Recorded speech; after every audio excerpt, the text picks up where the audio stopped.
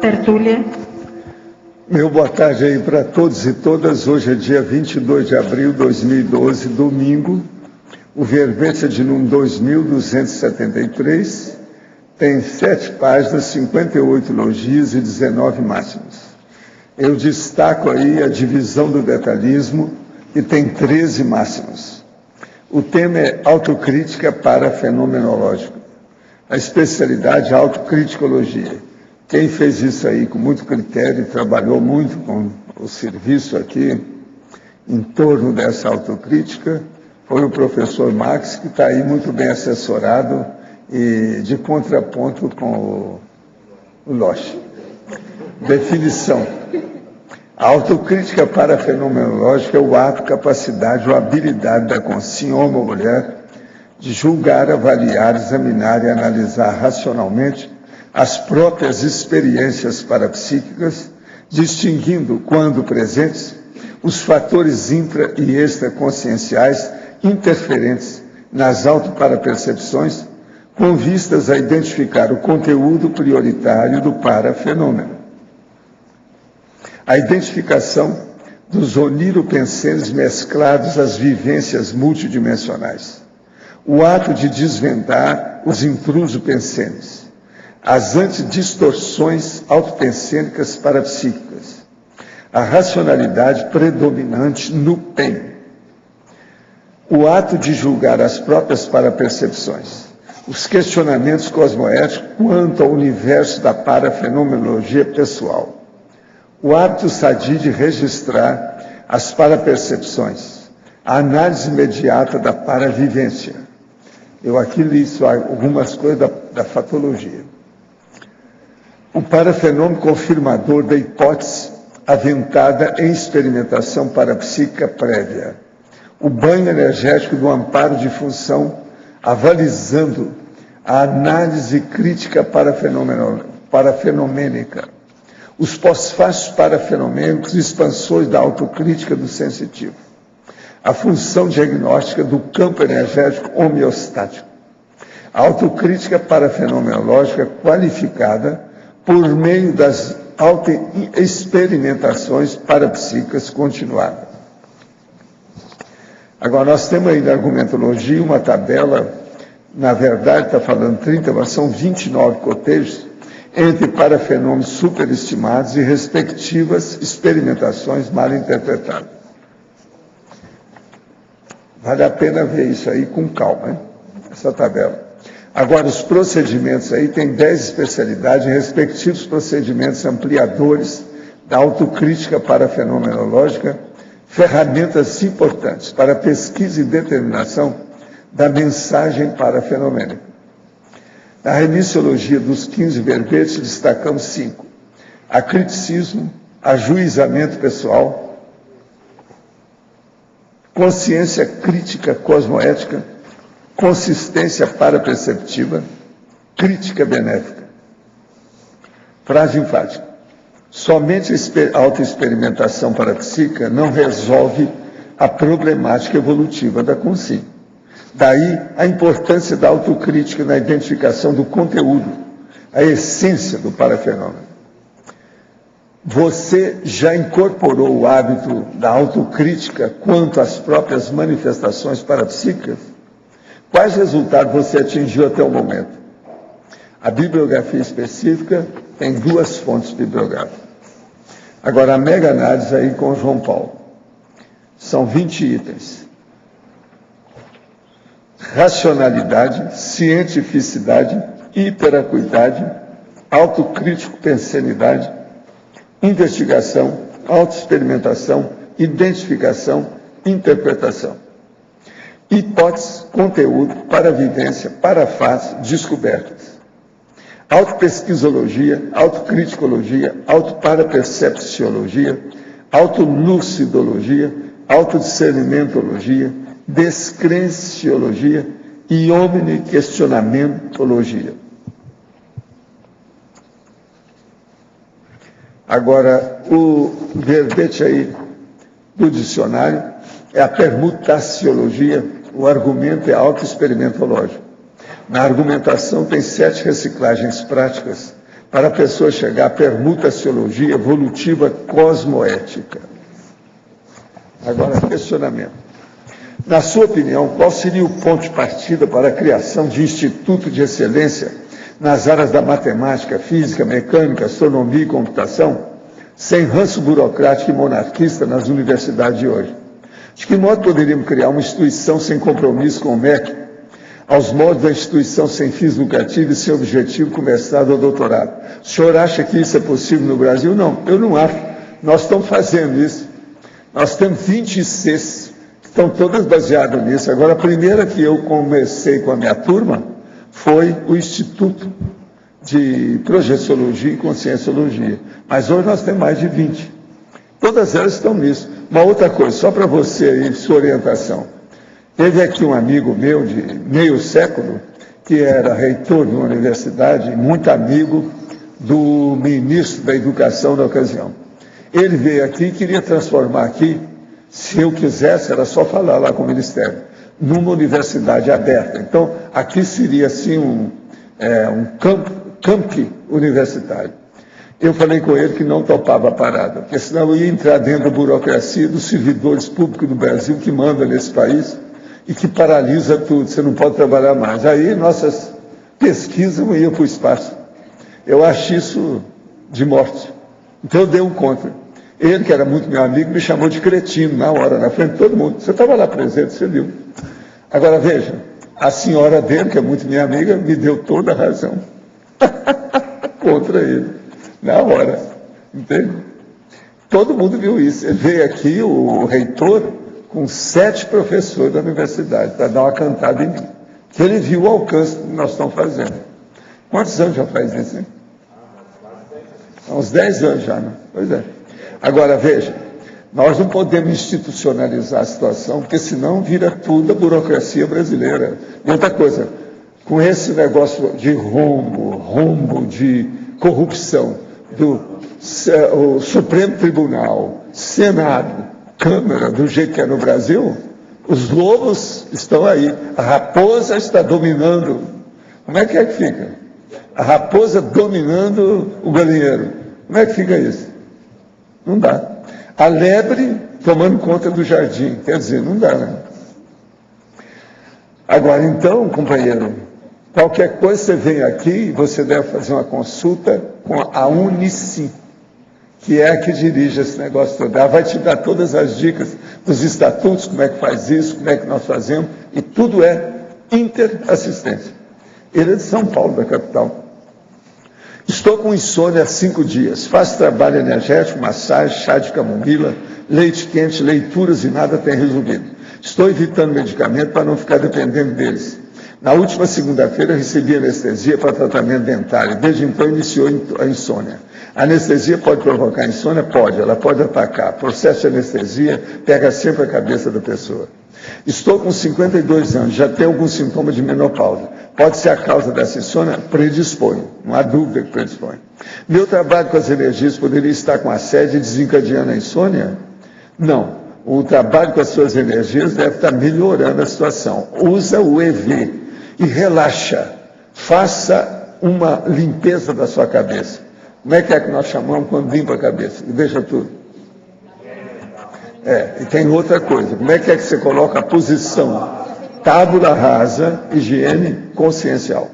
O fato de estar na fase final dos primeiros 6 meses de TENEP poderia estar correlacionada? Está na cara, né? Da pergunta. Viu? É o óbvio, né? Allan Kardec, em sua época, trouxe pela primeira vez alguns esclarecimentos sobre a multidimensionalidade e o parapsiquismo, embora tenha seu trabalho limitado pela religião. Então pode-se concluir que ele foi completista da tarde? Não, ele ajudou, mas ele não foi completista, não. Ele jamais devia ter deixado isso na fase da religião. Ele errou totalmente na hora que julgou o negócio do cristianismo. Agora, o problema, ele tem atenuante porque ele estava muito doente. Ele já pegou o negócio, ele teve 14 anos só para mexer com isso, é muito pouco tempo. Não dava. E jogou tudo no buraco, porque ficou tudo do jeito que era. Nós temos que sair do tradicionalismo baratrosférico que dirige a Terra, a partir de religião. Ele colocou dentro da baratrosfera. Jogou tudo quanto era coisa de espírito na baratrosfera. Hoje em dia, falando aí na linguagem espírita do Brasil, ele pôs tudo no umbral. No verbete do dicionário, seria o desapego, a renúncia voluntária, embasada no autodiscernimento cosmoético, do abandono da vida emocional, automimética, em muitos pontos pela meia meta evolutiva factível mais à frente? Seria o sacrifício das automimés até certo ponto cômodas hoje para a melhora evolutiva de amanhã? Não é sacrifício coisa nenhuma. É a pessoa ter racionalidade para fazer aquilo que seja prioritário e mais importante para a evolução. Eu não acho que isso seja sacrifício, não. O que nós precisamos de ter é vergonha na cara para ver o que é o prioritário dentro das coisas que nós fazemos. É muita tolice que tem de todo lado. Isso aqui é o tolicionário. Nós vivemos ainda numa sociedade que é patológica. Então, temos que abrir o olho. Eu quero agradecer aqui a mim que me trouxe aqui Night Journeys, The Power of Dreams in Transatlantic Quaker Culture. Você já leu o livro? Não. Eu estou curioso para saber o que é isso, o que estão falando aqui. Né? Nessa época de Quaker, é bom a gente examinar isso, porque tem até aquele cara lá nos Estados Unidos, né?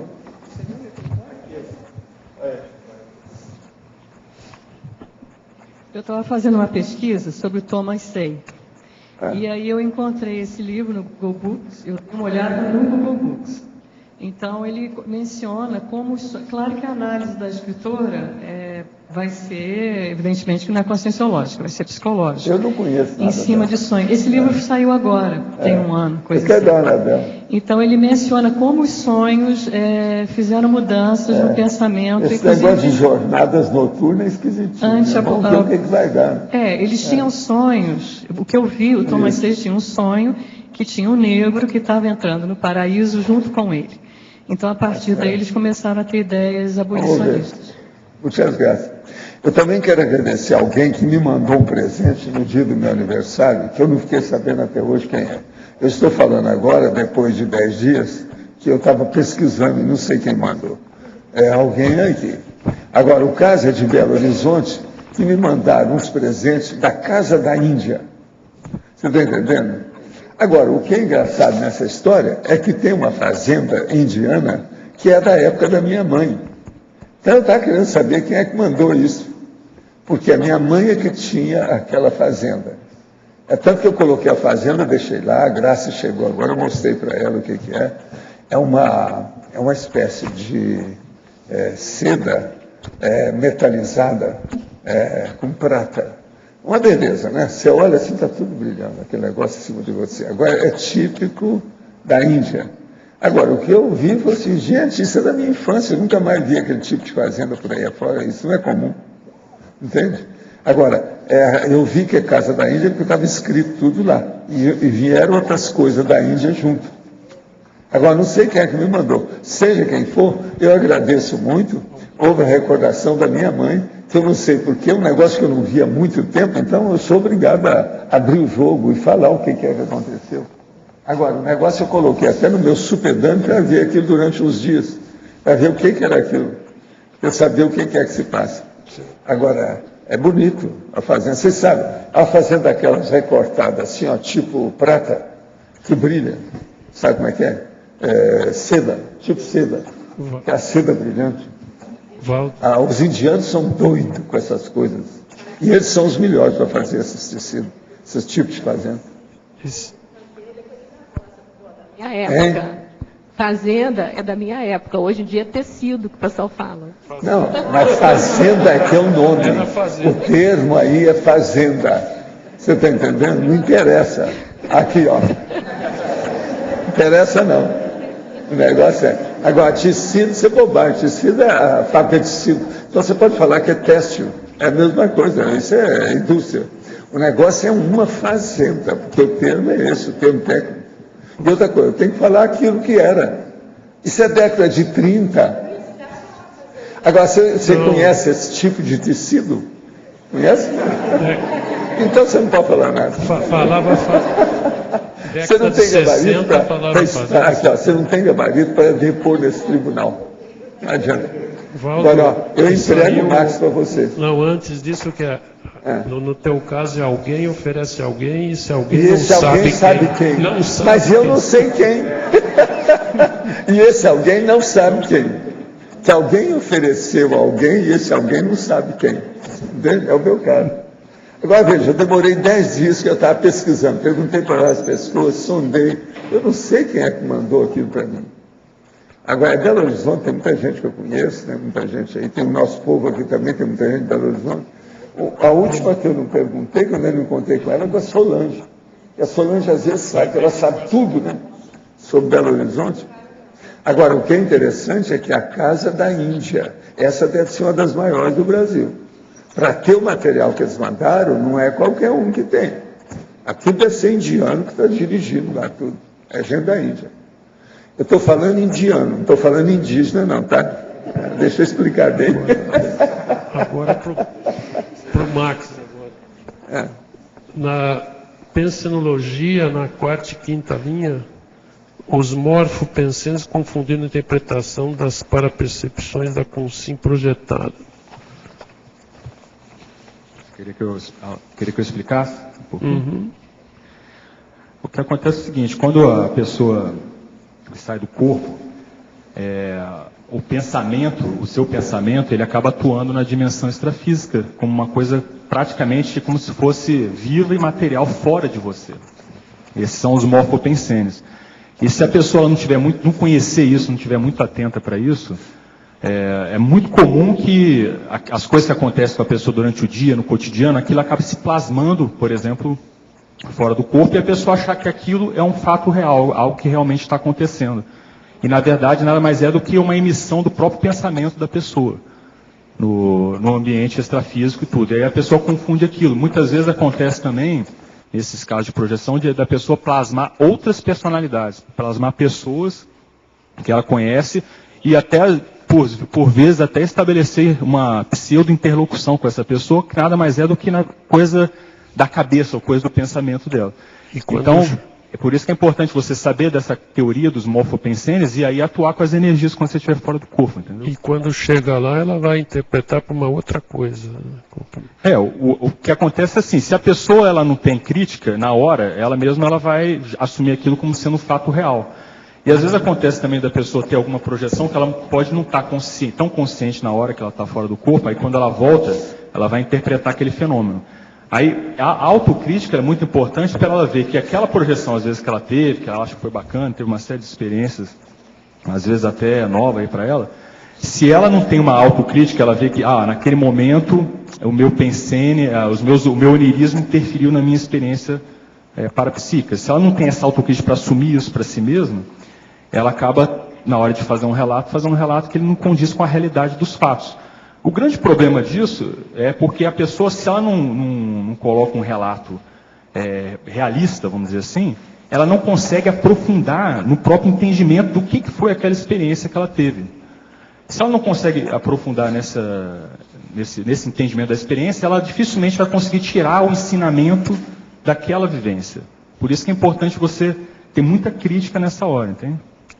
Agora, na página 7, na fatologia, a quinta linha de baixo para cima, depois ela segue a hipercriticidade apriorótica castradora dos parafenômenos do psi-bloqueador autoassediado. O que acontece? Isso aqui é o que eu achei importante fazer um contraponto, porque a questão de você ter um pensamento crítico, ele é muito bom para uma série de coisas. Acontece que às vezes a pessoa que ela é, por exemplo, da ciência convencional e não, vamos dizer assim, é totalmente fechada para qualquer tipo de coisa em relação ao parapsiquismo, ela já de antemão, ela tem aquele pensamento priorista e de antemão, ela já é contra tudo que for em relação ao processo extrafísico que acontece. E ela usa um pensamento extremamente crítico a qualquer pessoa, a qualquer ideia que venha sobre isso. E essa pessoa ela pode chegar a um ponto tal de manifestação dela, de pensamento, de manifestação pessoal, que ela por si só, quando ela vai em um determinado ambiente, quando ela está presente em qualquer ambiente, ela pode ser a pessoa que vai evitar que determinado fenômeno ocorra. Porque o holopensene dela é tão carregado, tão pesado, até de assediador no caso também, que os próprios fenômenos parapsíquicos são dificultados de serem manifestados quando essa pessoa está por perto. Então, fica assim, aquela bola de neve negativa, né? Um ciclo negativo. A pessoa ela não tem experiência, ela é super crítica, e onde ela vai também os fenômenos não ocorrem, porque o próprio Holopensene dela evita de que isso ocorra, entende? Então, assim, outra coisa também que eu vejo, aí é um caso, vamos dizer assim, bem assim, extremo. O que eu vejo também, às vezes, assim, nós aqui na parte ocidental, nós temos uma formação cultural muito focada no pensamento científico cartesiano. E esse pensamento científico cartesiano, ele tem um nível de crítica, só que ele acaba formando na gente uma abordagem mais até materialista em relação às coisas do cotidiano, a abordagem que a gente vê nas nossas vivências. Então, por exemplo, eu tenho uma formação de engenheiro. A minha formação, eu fui treinado a sempre olhar o processo da matéria, 1 mais 1 igual a 2, sabe? Então, essa formação, se a pessoa ela se deixa levar por aquilo, ela acaba tendo um pensamento crítico que ela não se permite expandir as parapercepções, e alcançar as parapercepções e desenvolver as parapercepções. A própria pessoa, por causa desse holopensene, dessa condição toda que tem na nossa formação cultural, entende? Então, esse é um ponto assim, que é menos crítico do que essa personalidade aqui, que é o apriorota, né? Mas ele pode acontecer com a gente também. Por exemplo, em relação a determinados fenômenos mesmo, vamos supor, a gente está numa dinâmica, aí você vê que ocorreu um determinado fenômeno com uma determinada pessoa. Você pode assim falar assim, não ocorreu comigo, então não acredito, isso não aconteceu. Ou você pode ter uma postura e chegar, interessante, aconteceu, não percebi, não vou acreditar naquilo, mas pode ser, quem sabe, que realmente não aconteceu com essa pessoa isso. Vou levar em consideração para pesquisar, ver se acontece comigo, ou se eu percebo alguma coisa também, para poder comparar. Entende? Então, assim, como você aborda as parapercepções suas e dos demais é muito... E a crítica que você tem nisso, ela tem que ser muito bem, vamos dizer assim, ponderada e colocada da maneira mais correta, eu vejo. A crítica tem que ser competente de um parapsíquico competente. Porque... É isso aí. Ok, obrigado. Hein? Ok.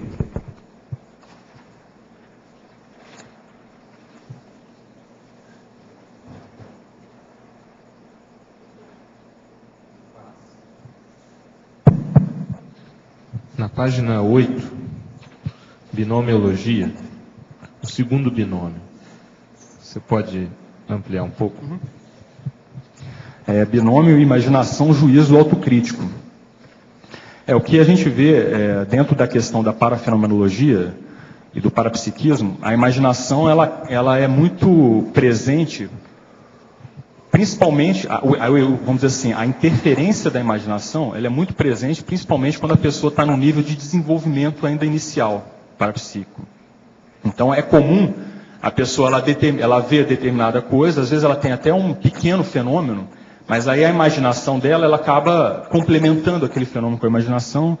Às vezes ela acaba, alguma ideia que ela já tem prévia, ela acaba colocando no fenômeno que ela teve. Às vezes ela está vendo determinadas situações que são mais físicas, por exemplo, sombras físicas, questão de temperatura, né, mudança de temperatura natural, física, fisiológica, e a pessoa ela já leva aquilo para o lado de que seria um fenômeno parapsíquico. Então, por quê? Porque às vezes tem aquela ansiedade, está querendo desenvolver, está querendo ter os fenômenos e tudo, né? Ou às vezes está querendo até mostrar que tem.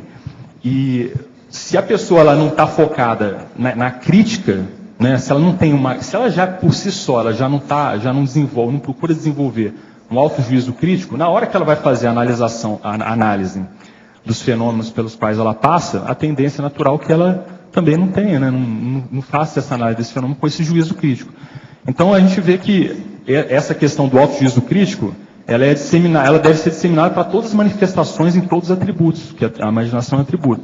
E na questão do parafenômeno, da parafenomenologia, eu, pelo menos pelo que eu tenho visto aí de experiência, é um dos maiores mataburros aí para o pessoal que está querendo desenvolver o parapsiquismo. É a confusão com a imaginação, né, com o que de fato está acontecendo. Eu pergunto isso, até eu pensei mais ou menos que fosse dentro dessa linha do que você trouxe. Mas a questão da imaginação também tem um aspecto positivo, que ela pode ser utilizada para ajudar na avaliação. por exemplo, ver as alternativas, as explicações alternativas, quer dizer, pensar, olha, o que poderia ser de alternativa como causa disso daqui. Então, hoje ela é utilizada até na questão do pensamento crítico para fazer avaliação de possibilidades.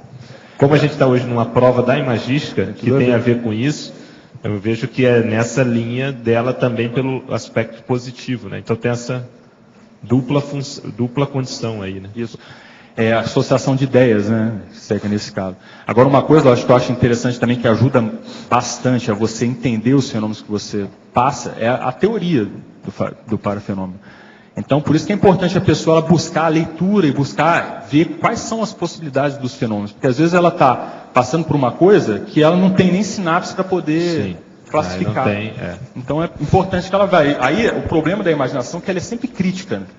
Se você deixa se levar pela imaginação, a pessoa ela pode ir para qualquer lugar, né? Se ela não está bem regrada, pode ir para a fantasia. Mas, por exemplo, a pessoa sentiu lá uma pressão na cabeça, ela pode utilizar para pensar em hipóteses, né? Exatamente. Será que isso é a questão do assédio? Será que isso não é? Estou desenvolvendo parapsiquicamente? Será que isso é uma dor de cabeça mesmo? Quer dizer, ela pode utilizar nesse aspecto de ver as alternativas. Né? Exatamente. E outra coisa, aquilo que você falou, você levanta alternativas, não quer dizer que você vai definir o que é. Se você não sabe ainda, né? Não está claro para você. Max, na letra B, página 7, fotologia, terceira linha, a tendência neurofisiológica de buscar padrões, mesmo quando inexistentes, para complementar eventuais incongruências paraperceptivas. Pode explicar um pouco mais isso, por favor? Não, isso tem a ver com a questão do funcionamento nosso cerebral, né? Porque o cérebro, ele funciona, basicamente, dos mecanismos dele é fazer comparação com a experiência e com, vamos dizer assim, os engramas, as memórias que você tem. Então, por exemplo, se a pessoa ela tem uma determinada parapercepção, vamos supor, uma experiência fora do corpo, se ele vê uma coisa que é muito fora do comum, por exemplo, do comum dele, da vida humana dele que ele tem, vamos supor que ele veja, por exemplo, um prédio sem nenhuma janela, por exemplo. Um prédio de 10 andares sem nenhuma janela e nenhuma abertura. Ou uma vaca voando, aí já foi bem lá. Aí a pessoa deve estar viajando, né? Mas assim... Mas, escuta, você está falando um prédio que não tem nada? Isso existe. Eu sei que existe. Mas assim, até aqui na dimensão humana. É. Mas não é uma coisa natural, né? Que você não é uma coisa de exceção. É uma coisa de exceção, não é uma coisa do seu cotidiano. Mas isso existe. Eu vi o prédio, tudo preto. Eu também já vi. Sem nada, só tinha uma porta embaixo, mais nada. Não tem por causa do processo de radioatividade. Não, tem. Mas vamos pegar esse exemplo. É uma coisa que não é comum, vamos supor. O Japão. Não é comum, não. Então, vamos dizer assim, existe na dimensão física, mas não é comum. Eu vou colocar aqui. Mas assim, qual que é a tendência? A tendência é, de algum modo, ela vai pegar aquela experiência, na hora que ela vai transcrever aquela experiência, por exemplo, na hora do relato, pode ser que ela resolva colocar algumas janelas naquele prédio que não tinha janela, de fato. Mesmo ela tendo tido a experiência fora do corpo, entende? E às vezes, para ela mesma, ela vai pensar que ela de fato viu aquela janela. Não é uma questão que ela está querendo dar um sentido, vamos dizer assim, racional para o fenômeno. É porque a própria hora que ela trouxe aquilo para o cérebro, houve aquele contexto, né, da hora que você passa a informação do paracérebro para o cérebro, e aquilo acaba sendo, de algum modo, interferindo na interpretação do parafenômeno. Por isso que aí entra a questão que o professor Walter colocou, existe um prédio sem janela. Se a pessoa tem isso, a tendência é que na hora que ela vai fazer a transcrição lá, vai trazer aqueles parafatos com o fato que ela tem essa sinapse já no teu cérebro físico, a tendência é que aquilo seja interpretado de uma maneira muito mais fidedigna com os fenômenos extrafísicos que ela tem. Entendeu? Por isso que então é importante estudar, porque daí a gente tem mais sinapses para entender o que aconteceu com a gente. Não é da cognição. Quanto mais informação, cognição você tiver, mais vai facilitar você trazer as informações extrafísicas, que às vezes você não tem tantos parâmetros em relação ao intrafísico, para uma coisa mais próxima da realidade. Porque nós temos, no caso, um dificultador que é até fisiológico, vamos dizer assim.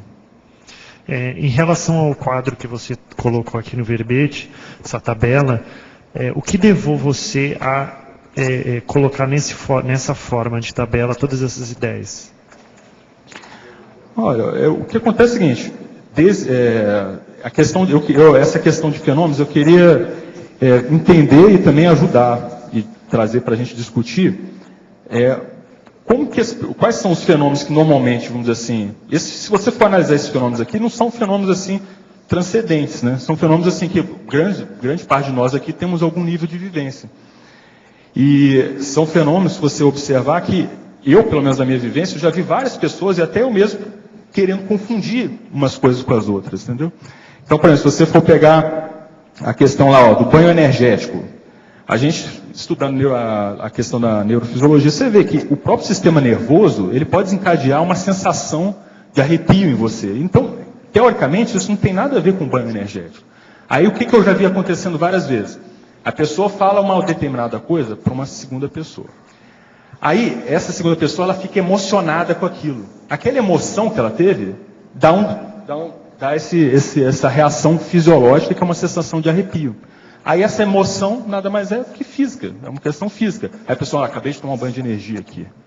Entendeu? Eu já vi isso muitas vezes acontecendo. Mas aí, pode ser que tenha banho de energia? Pode ser. A pessoa que tem que avaliar, né, o caso dela. Mas é importante que a pessoa saiba que tem isso, para não ficar assim, levando tudo... tudo que está acontecendo comigo é um parafenômeno. E nem sempre é, muitas vezes é, mas nem sempre é. Então, a pessoa tem que saber dessas variáveis todas, para ela também não ficar fazendo uma automistificação e, consequentemente, uma heteromistificação. Por isso que eu quis chamar a atenção para esse fato. Eu peguei alguns exemplos que eu já tinha observado, alguns que eu estudei, alguns que eu passei, e para colocar aqui para a gente entender, né? Mas eu entendo que tenha bem mais coisas aí para serem colocadas.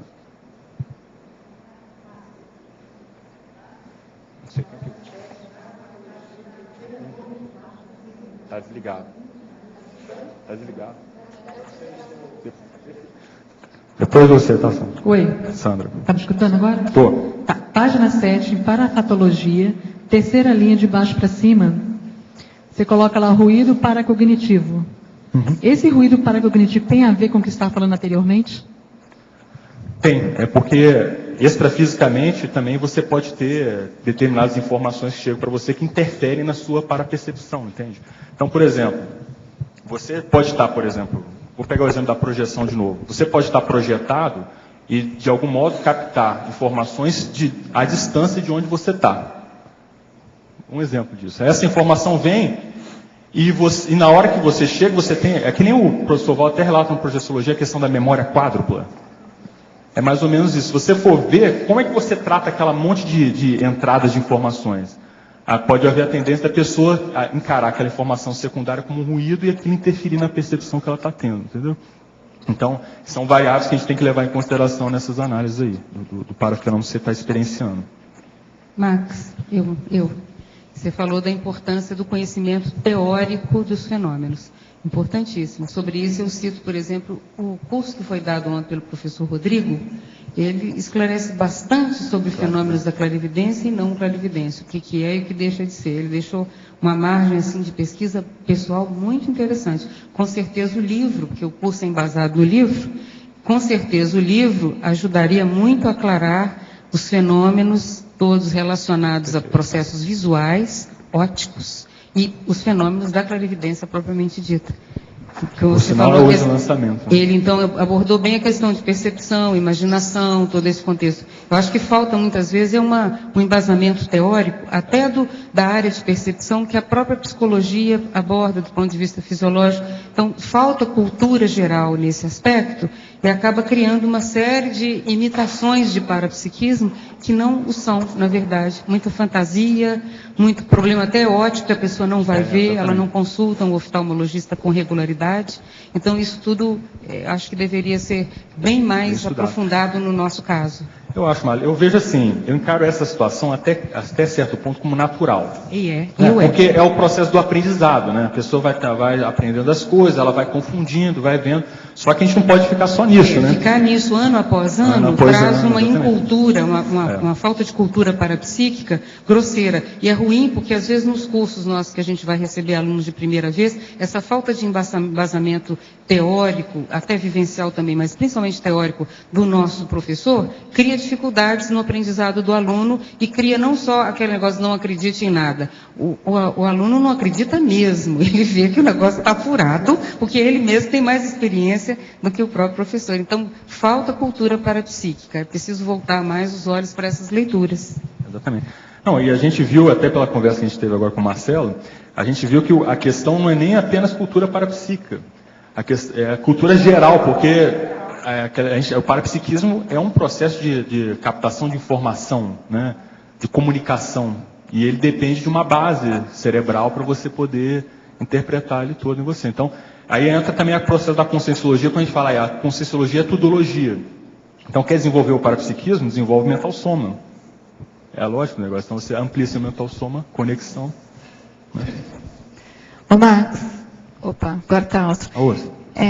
Você pode, voltando aqui para a binomiologia, você pode, por favor, falar um pouco sobre esse binômio aqui, da terceira linha, qualificação da intenção, expansão da autocrítica? Ok.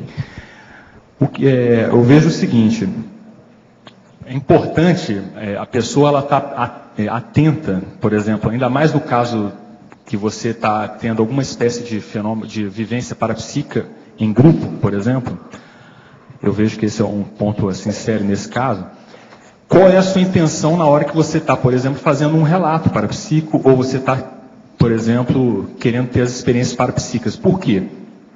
Porque se a tua intenção ela está meio, vamos dizer assim, eu diria, contaminada, por exemplo, por uma questão de ego, a pessoa ela pode, na hora, querer ampliar ou querer dar uma, enfeitada naquilo que ela está fazendo, até por causa da intenção que ela está querendo, de algum modo, se mostrar ali, na hora que está tendo o fenômeno parapsíquico.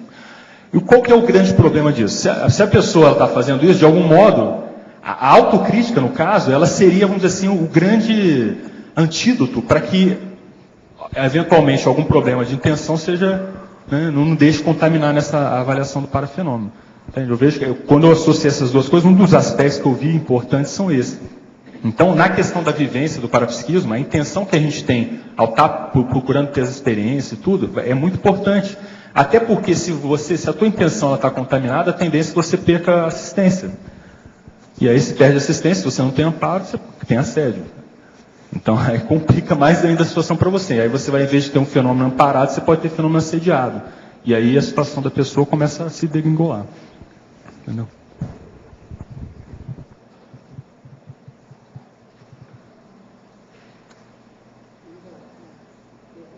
Você vê a questão, Max, entre esse ato de exibicionismo que existe, ele aparece realmente, e aquela outra face da moeda, que é a banalização. A pessoa não dá a mínima para os fenômenos parapsíquicos e fala aquilo tudo como se fosse tudo farinha do mesmo saco, tudo no mesmo lugar, e sem a devida valorização. Esse também é um ponto que eu gostaria que você abordasse. Eu até coloquei ele aqui, que é a subestimação parapsíquica. Não, essa é uma coisa interessante que eu vejo aqui, por exemplo, aqui na comunidade. Tem muitas pessoas que têm bastante parapsiquismo, eu vejo. Por exemplo, às vezes, assim, eu vou dar umas aulas, assim, do PDP, por exemplo, a gente vê determinada pessoa que, assim, tem bem mais parapsíquico que eu, né? Aí você vê lá e você fica assim, poxa, a pessoa tem um parapsíquico. Mas, assim, o que ela faz com aquela informação dela? O que eu vejo, assim, que acontece é que muitas vezes a pessoa, eu vi um amparador do seu lado aí e tal, como se fosse a coisa mais natural do mundo. Mas assim, e aí? O que esse amparador estava fazendo ali? Qual que era a informação que ele estava colocando? Aí a pessoa, muitas vezes, ela não entra mais a fundo daquela vivência que ela teve. Ou às vezes ela teve, outra coisa que eu vejo também, esse é um caso mais drástico, né? Mas uma coisa mais séria que eu vejo, não é nem esse macro fenômeno, são os mini fenômenos. Você quer falar alguma coisa, pessoal? Não, tudo bem. São os mini fenômenos, ou seja, às vezes a pessoa ela tem um pequeno fenômeno, uma pequena, vamos dizer assim, energia na cabeça, e ela acha aquilo banal, ela não dá ideia para aquilo, tive uma pequena energia na minha cabeça, tudo isso passou aqui, e aí vai embora, e todo curso que ela tem, ela tem aquela energia na cabeça. Até hoje ela falou, poxa, mas meu amparador não entra em contato comigo. Mas assim, todo dia está lá o amparador jogando energia nela, entendeu? Então assim, falta um pouco de aprofundamento, de parar para refletir, né? E desenvolver a autocrítica. O pior é quando a pessoa não vê o mini fenômeno. Quando acontece o máximo, aí é que ela estoura tudo. É aqui que a gente fala, é o de cair o queixo. O estonteante, belíssimo, magnífico, extraordinário. A pessoa ela não faz mais autocrítica e o fenômeno passa. Isso tudo eu já vi acontecer com gente. Quer dizer, é muito difícil você saber a reação que a pessoa vai ter com uma consciência na frente dela.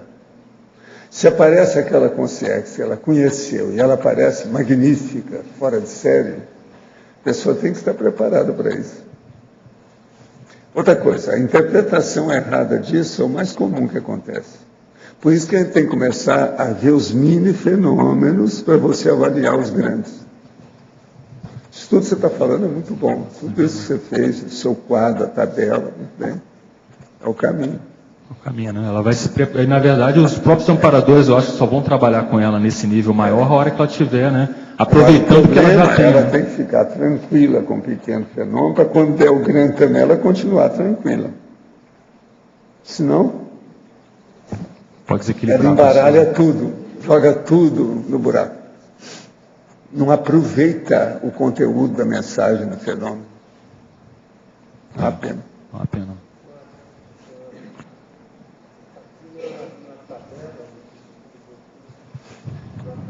Uhum.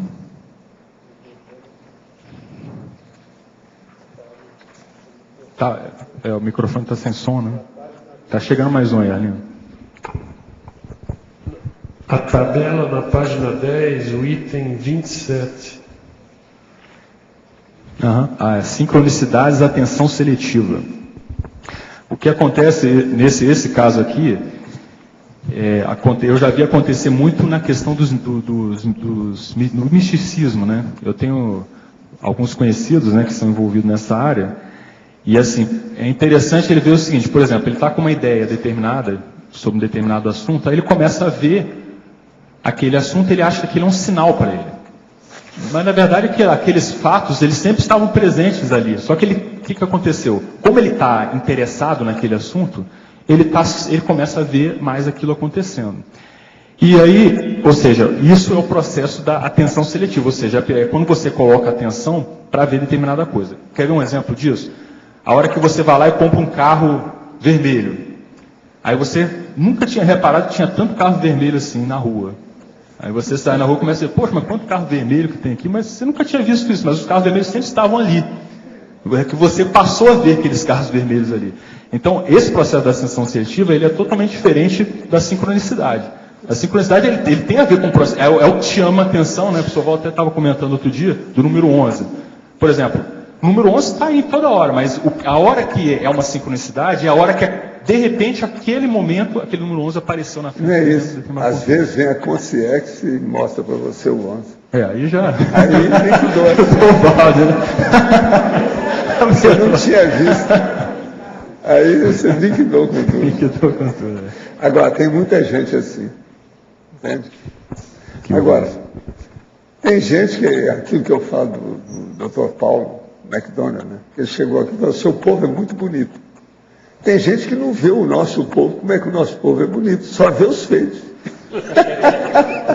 Isso é uma pena, é uma pena. Entende? Tem cara que vem me falar das coisas, homem, eu falo assim, vem cá, você não viu o povo bonito que tem aqui? Como é que é isso? Está vendo só os feios? Negócio aí. Mau gosto, não é nada, não é? É verdade. Max, na letra A. Efeitologia. Na segunda linha, o efeito cosmofisiológico da hermenêutica parapsíquica. Pode comentar? Roberto, é que a gente não ouviu aqui. Você pode repetir para a gente? Página 8, efeitologia. Uhum. Segunda linha tem o efeito cosmofisiológico da hermenêutica parapsíquica. Pode falar um pouco? Uhum. Então, essa hermenêutica parapsíquica é justamente uma interpretação avançada dos fenômenos que você tem. Então, o que acontece à medida que você vai pegando a sua realidade parafenomênica, né? Ou seja, você começa a analisar, registrar e aprofundar e procurar entender o porquê daquela realidade parafenomênica, você acaba ampliando muito a sua visão da sua própria manifestação parapsíquica e da sua própria manifestação do universo que te cerca. Porque você acaba tendo uma visão muito mais ampla, que é justamente a questão da cosmovisão, do que está acontecendo ao seu redor. E o que eu vejo, que eu quis, assim, de algum modo, ressaltar aqui, é que dentro da cosmovisiologia, para a gente atingir a cosmovisão, é essencial você buscar a vivência parapsíquica, mas ir além disso, você procurar tirar tudo que você puder da experiência parapsíquica que você teve, desde da menor experiência, que foi uma pequena sinalética momentânea que ocorreu, até aquele fenômeno mais amplo, né, de maior repercussão e tudo. Então eu vejo assim, o caminho para a gente chegar na cosmovisão, eu vejo que é por aí. E aquela história, você pode ter um nível de fenômeno muito, às vezes até não tão grande, mas se você aproveitar ele muito bem, você pode ampliar muito rápido. Então eu vejo que assim, o caminho da expansão da percepção parapsíquica, eu vejo que é por aí, nessa linha aí. Tinha alguém que tinha falado antes. Poderia, por favor, explicar sobre para o fenômeno clarividência na autoexperimentação mal interpretada? Página 10. Página 10.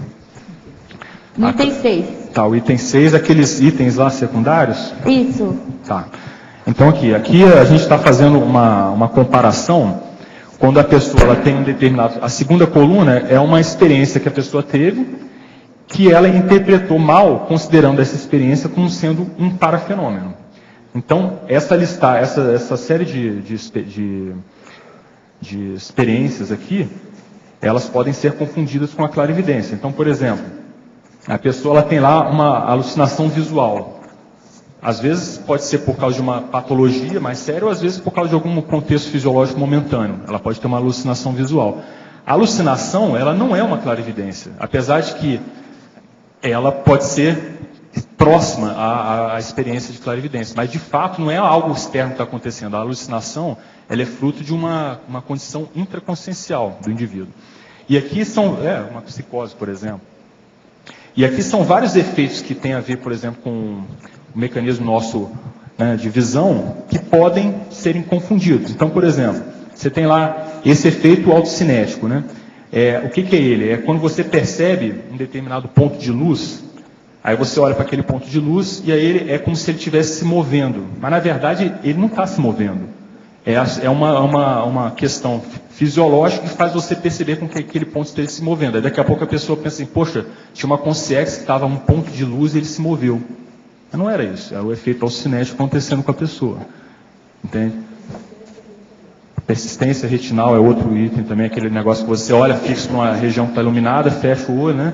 E aí abre, aquela imagem continua fixada. Então isso também é um efeito que pode estar, a pessoa pode confundir ele com a clarividência. A pergunta que cada um de nós deve fazer é o seguinte: eu conheço todos esses efeitos possíveis que podem estar confundindo a minha interpretação do parafenômeno? Então, se você conhece, vai facilitar muito a sua vida na hora que você ter experiência. Você já elimina, porque na interpretação, né, de qualquer fenômeno, a primeira coisa que você deve fazer é o seguinte: vamos eliminar o que é o básico, ou seja, o intrafísico, que é a lei da parcimônia, né? Vamos eliminar o que é a explicação, vamos usar pelo menos a explicação mais simples. Pode ser alguma coisa física? A primeira coisa que deve perguntar é essa: pode ser alguma coisa física? Allan Kardec já sofria com isso, que o povo falava sobre os espíritos glóbulos, que é as manchas que apareciam no olho. Essas manchas, às vezes, são manchas de baixa tuberculose. Sabe, TP? Vai para o olho, a retina. Então aparece aquela mancha. E a pessoa pensava que isso era espírito. Que era espírito. No século XIX. Então você vê, né? Desde essa época aí. Max. Sim. Aqui ainda na tabela, aqui não há, tá? No número 15, inspiração de amparador. Em contrapartida aqui, inspiração do guia ou do assediador. Uhum. O que me ocorreu agora, tem também a possibilidade de ser próprios resquícios mnemônicos ou ideias pré-concebidas que você já tenha sobre algum tema, que daí você volta a pensar sobre aquilo e confunde com a inspiração? Pode ser assim, por exemplo, intuição, né? De repente você está ali pensando, aí te vem aquela ideia de intuição, que na verdade às vezes você estava pensando muito sobre aquele assunto, às vezes a ideia ela vem sozinha mesmo, por sua conta, né? Que é um processo de elaboração mental que vai além Senão a gente fica pensando que tudo foi processo de inspiração. Exatamente. E não de concepção de própria ideia. Exatamente. Né? Por exemplo, quando a gente tem umas ideias nesse caso, é difícil às vezes você definir, de onde que veio isso? Se você não sentiu um amparador, não teve a sinalética nem nada, ou você não sentiu uma presença perto, ou alguma coisa que te indicasse, é difícil de você definir, não, veio de amparador ou veio de intuição.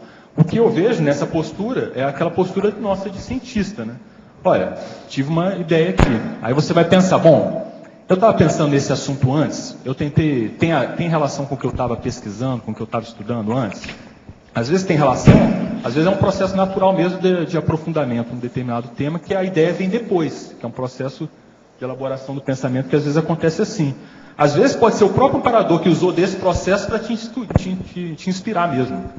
Mas o mais sério é você olhar para você e ver o seguinte, tem algum fator que me diz que foi amparador de fato, para eu comprovar? Esse é o ponto mais chave.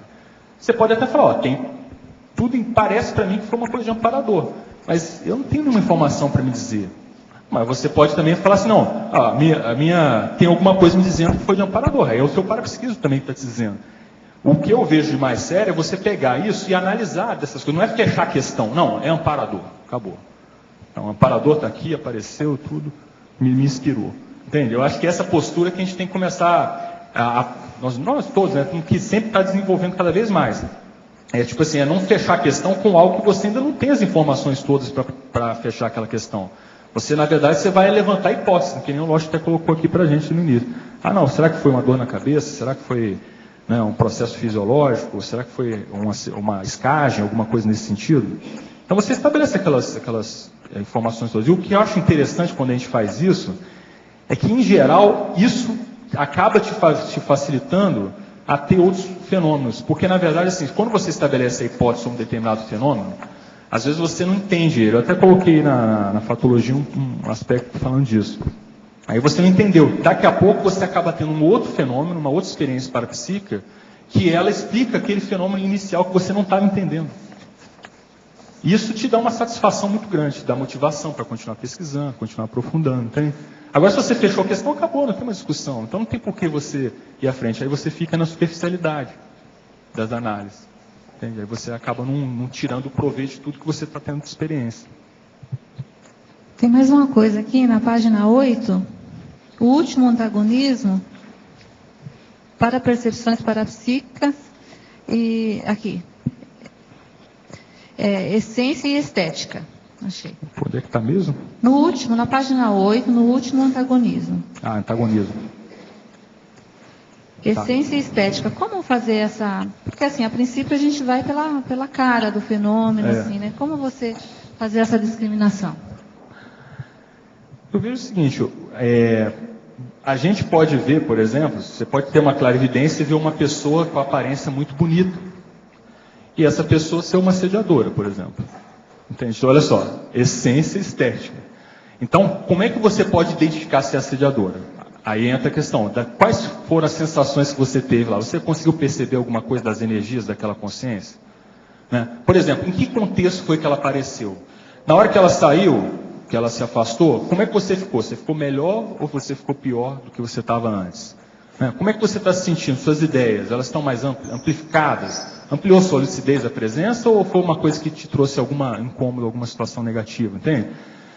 Então, por exemplo, se você se prende só à forma, ao que você viu ali na hora, aquela aparência às vezes bonita e tudo, você também restringiu a sua análise, você ficou limitado só na essência. Então, por isso que é importante você ver. Às vezes, o fato de você ver uma consciência até bonita dessa forma é bom. Isso pode ser uma informação importante para você. Por que o amparador ou uma consciência apareceu de um aspecto bonito para mim, só sendo que era uma assediadora? Por que isso está acontecendo comigo? Aparecendo consciência desse formato para mim, nesse contexto que você está vivenciando. Isso já é uma informação. Às vezes tem relação com o processo de semi-possessão que está acontecendo com a pessoa, por aí vai, entende?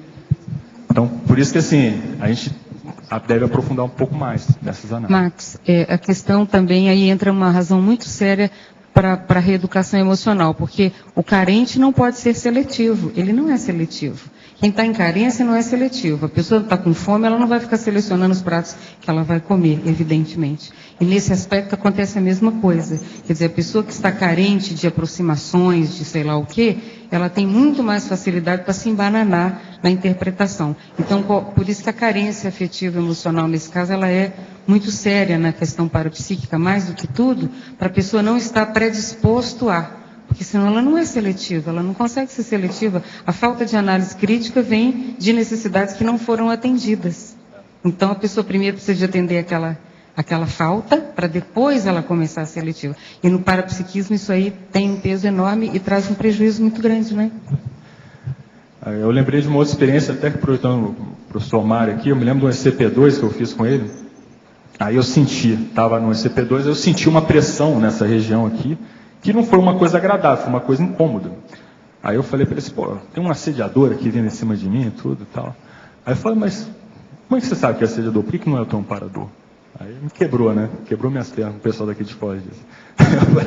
Aí depois eu fui ver as repercussões todas, era um negócio de amparo que estava acontecendo. Mas por quê? Eu tive uma sensação desagradável, eu já interpretei. A sensação desagradável foi assediador. Entende? Então, é um negócio de você pegar, né, ver a forma do negócio, a repercussão que teve em você. E nem sempre a coisa funciona desse jeito. Max, na página 6, em Pensenologia, da quarta linha de baixo para cima, você coloca os morfopensentes confundindo a interpretação das parapercepções da consciência projetada. Eu gostaria de saber como é que você faz a interpretação na hora que você está diante do morfopensente fora do corpo. Como é que você faz isso, para não confundir a tua parapercepção? Normalmente, em alguns casos é fácil, e outros casos não tão simples assim. Varia bastante. Então, por exemplo, uma vez eu tive uma projeção que aí começou a aparecer um boné na minha cabeça, eu tirava o boné, jogava fora, tirava. Então, ficou claro para mim, na própria projeção, eu falei, poxa, esse morfopensene, eu não consigo tirar esse morfopensene daqui. Eu ficava jogando energia, sabe, uma coisa assim. Aí a projeção acabou caminhando para a projeção semiconsciente. Isso para mim estava muito claro na experiência. Agora, por exemplo, às vezes acontece você sair do corpo e você às vezes encontra com alguma consciência e ela está transfigurada na sua frente. Até certo ponto aquilo é um morfopensene. Então, por exemplo, tem aquela técnica de você jogar energia no ambiente que aquilo começa a aparecer. Então, já tive experiência assim, da pessoa estar lá, está de uma determinada forma, para você começa a jogar energia e a pessoa começa a mostrar a sua realidade ali na frente para você. Isso funciona com os morfopensênios. Então, por exemplo, se você sai do corpo, está num determinado ambiente, e aí você vê determinados objetos estranhos, que aparentemente não eram para estar lá, uma coisa que vale a pena fazer é começar a trabalhar com energia e jogar energia extrafisicamente. A tendência da energia é ela mostrar a realidade, né? Eu até coloco aí do efeito diagnóstico, homeostático do campo energético. O processo da energia, tanto ele é diagnóstico para si mesmo, né, em campo de modo intraconsciencial, como ele também costuma ser diagnóstico externamente. Então, por isso que eu vejo, se você for pegar esse monte de relatos aí de projetores, né, nesses livros de projetores que tem, você vê que eles não falam desse processo do morfopensene. Poucos deles falam da experiência, da relação deles com os morfopensênios. Aí acaba que, quando eles vão desenvolvendo a experiência, eles acabam indo para um lado totalmente desviando, que é o caso do Robert Monroe, por exemplo, que o primeiro livro dele é um livro interessante, no segundo livro ele já viajou totalmente, viagem mental, né?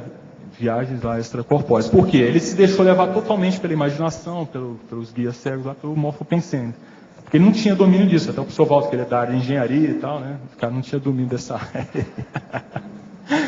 Né? Engenheiro. Tudo. Max, aqui na página 10, por favor. Max, aqui na página 10, por favor. O item 11, você colocou a labirintite e a vertigem como sendo a experimentação mal interpretada. Você pode falar mais sobre isso? Aqui descoincidência energossomática, né?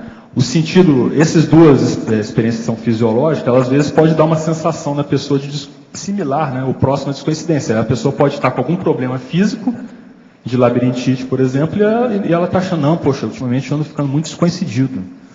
Mas não é descoincidência, ela está com labirintite, ou está com princípio de algum problema desse, entende? Por quê? Porque a sensação que dá é mais ou menos parecida com essa sensação de descoincidência. Porque, como é que é o nome daquela parte interna, vestibular, lá? Daqueles mecanismos lá, nosso interno do cérebro, que de equilíbrio, né? vestíbulo é um processo de vestibulopatia, né, que é o mecanismo vestibular que tem, que faz o equilíbrio. Meu pai de função técnica da área de medicina. Fala que Pedrinho. Entende? Então, ela tem esse problema, e esse problema afeta a percepção dela de equilíbrio. E esse afetamento da percepção de equilíbrio, ela pode achar que é um problema de labirintite. Que ela pode achar que é um processo parapsíquico que está acontecendo com ela. Não é. Processo físico. Você tem que ir devagar, porque a maioria aqui já tem mais de um neurônio em cada hemisfério. Tá bom. Entendeu? Não, já não tem mais. Você sabe como é que é? QI de samambaia de plástico. Já tem um QI melhor. A falta de autocrítica pode atrapalhar a nossa interpretação dos fenômenos na TENEPS? Não, totalmente. A falta de autocrítica atrapalha a pessoa em tudo. E aí, dentro da questão da TENEPS, é uma das coisas que eu vejo assim, mais sérias. Por quê? Na TENEPS, que a gente não quer estar desenvolvendo o processo da TENEPS, pouco a pouco. Então, o desenvolvimento, ele vem do seguinte sentido, que é o processo até da ciência, né? Você estabelece um nível de aprendizado, um nível de entendimento. Depois que estabeleceu aquele entendimento, você, a partir daquele entendimento, você é capaz de chegar num outro patamar de entendimento. Então, se você não tem uma autocrítica do que de fato está acontecendo com você, a tendência é que na própria experimentação da TENEPS você fique sempre naquela mesmice, naquela situação básica, porque você não vai aprofundar. Então, a tendência é que, nesse caso, a TENEPS lá do sensitivo, ela acaba não se desenvolvendo tão rápido, ou não se desenvolvendo por causa dessa questão da falta de autocrítica. Sem contar que é importante você, na TENEPS, você ter autocrítica, porque você está lidando com CIEXs, né? Com comparador, com assediador, com assistido, com tudo isso. Então, tem que estar, a autocrítica que vai estar, vamos dizer assim, te guiando para você ter um nível de assistência e que para você consiga também trabalhar mais assim, lado a lado, ombro a ombro, lá com o seu amparador de função da TENEPS. Tudo bem?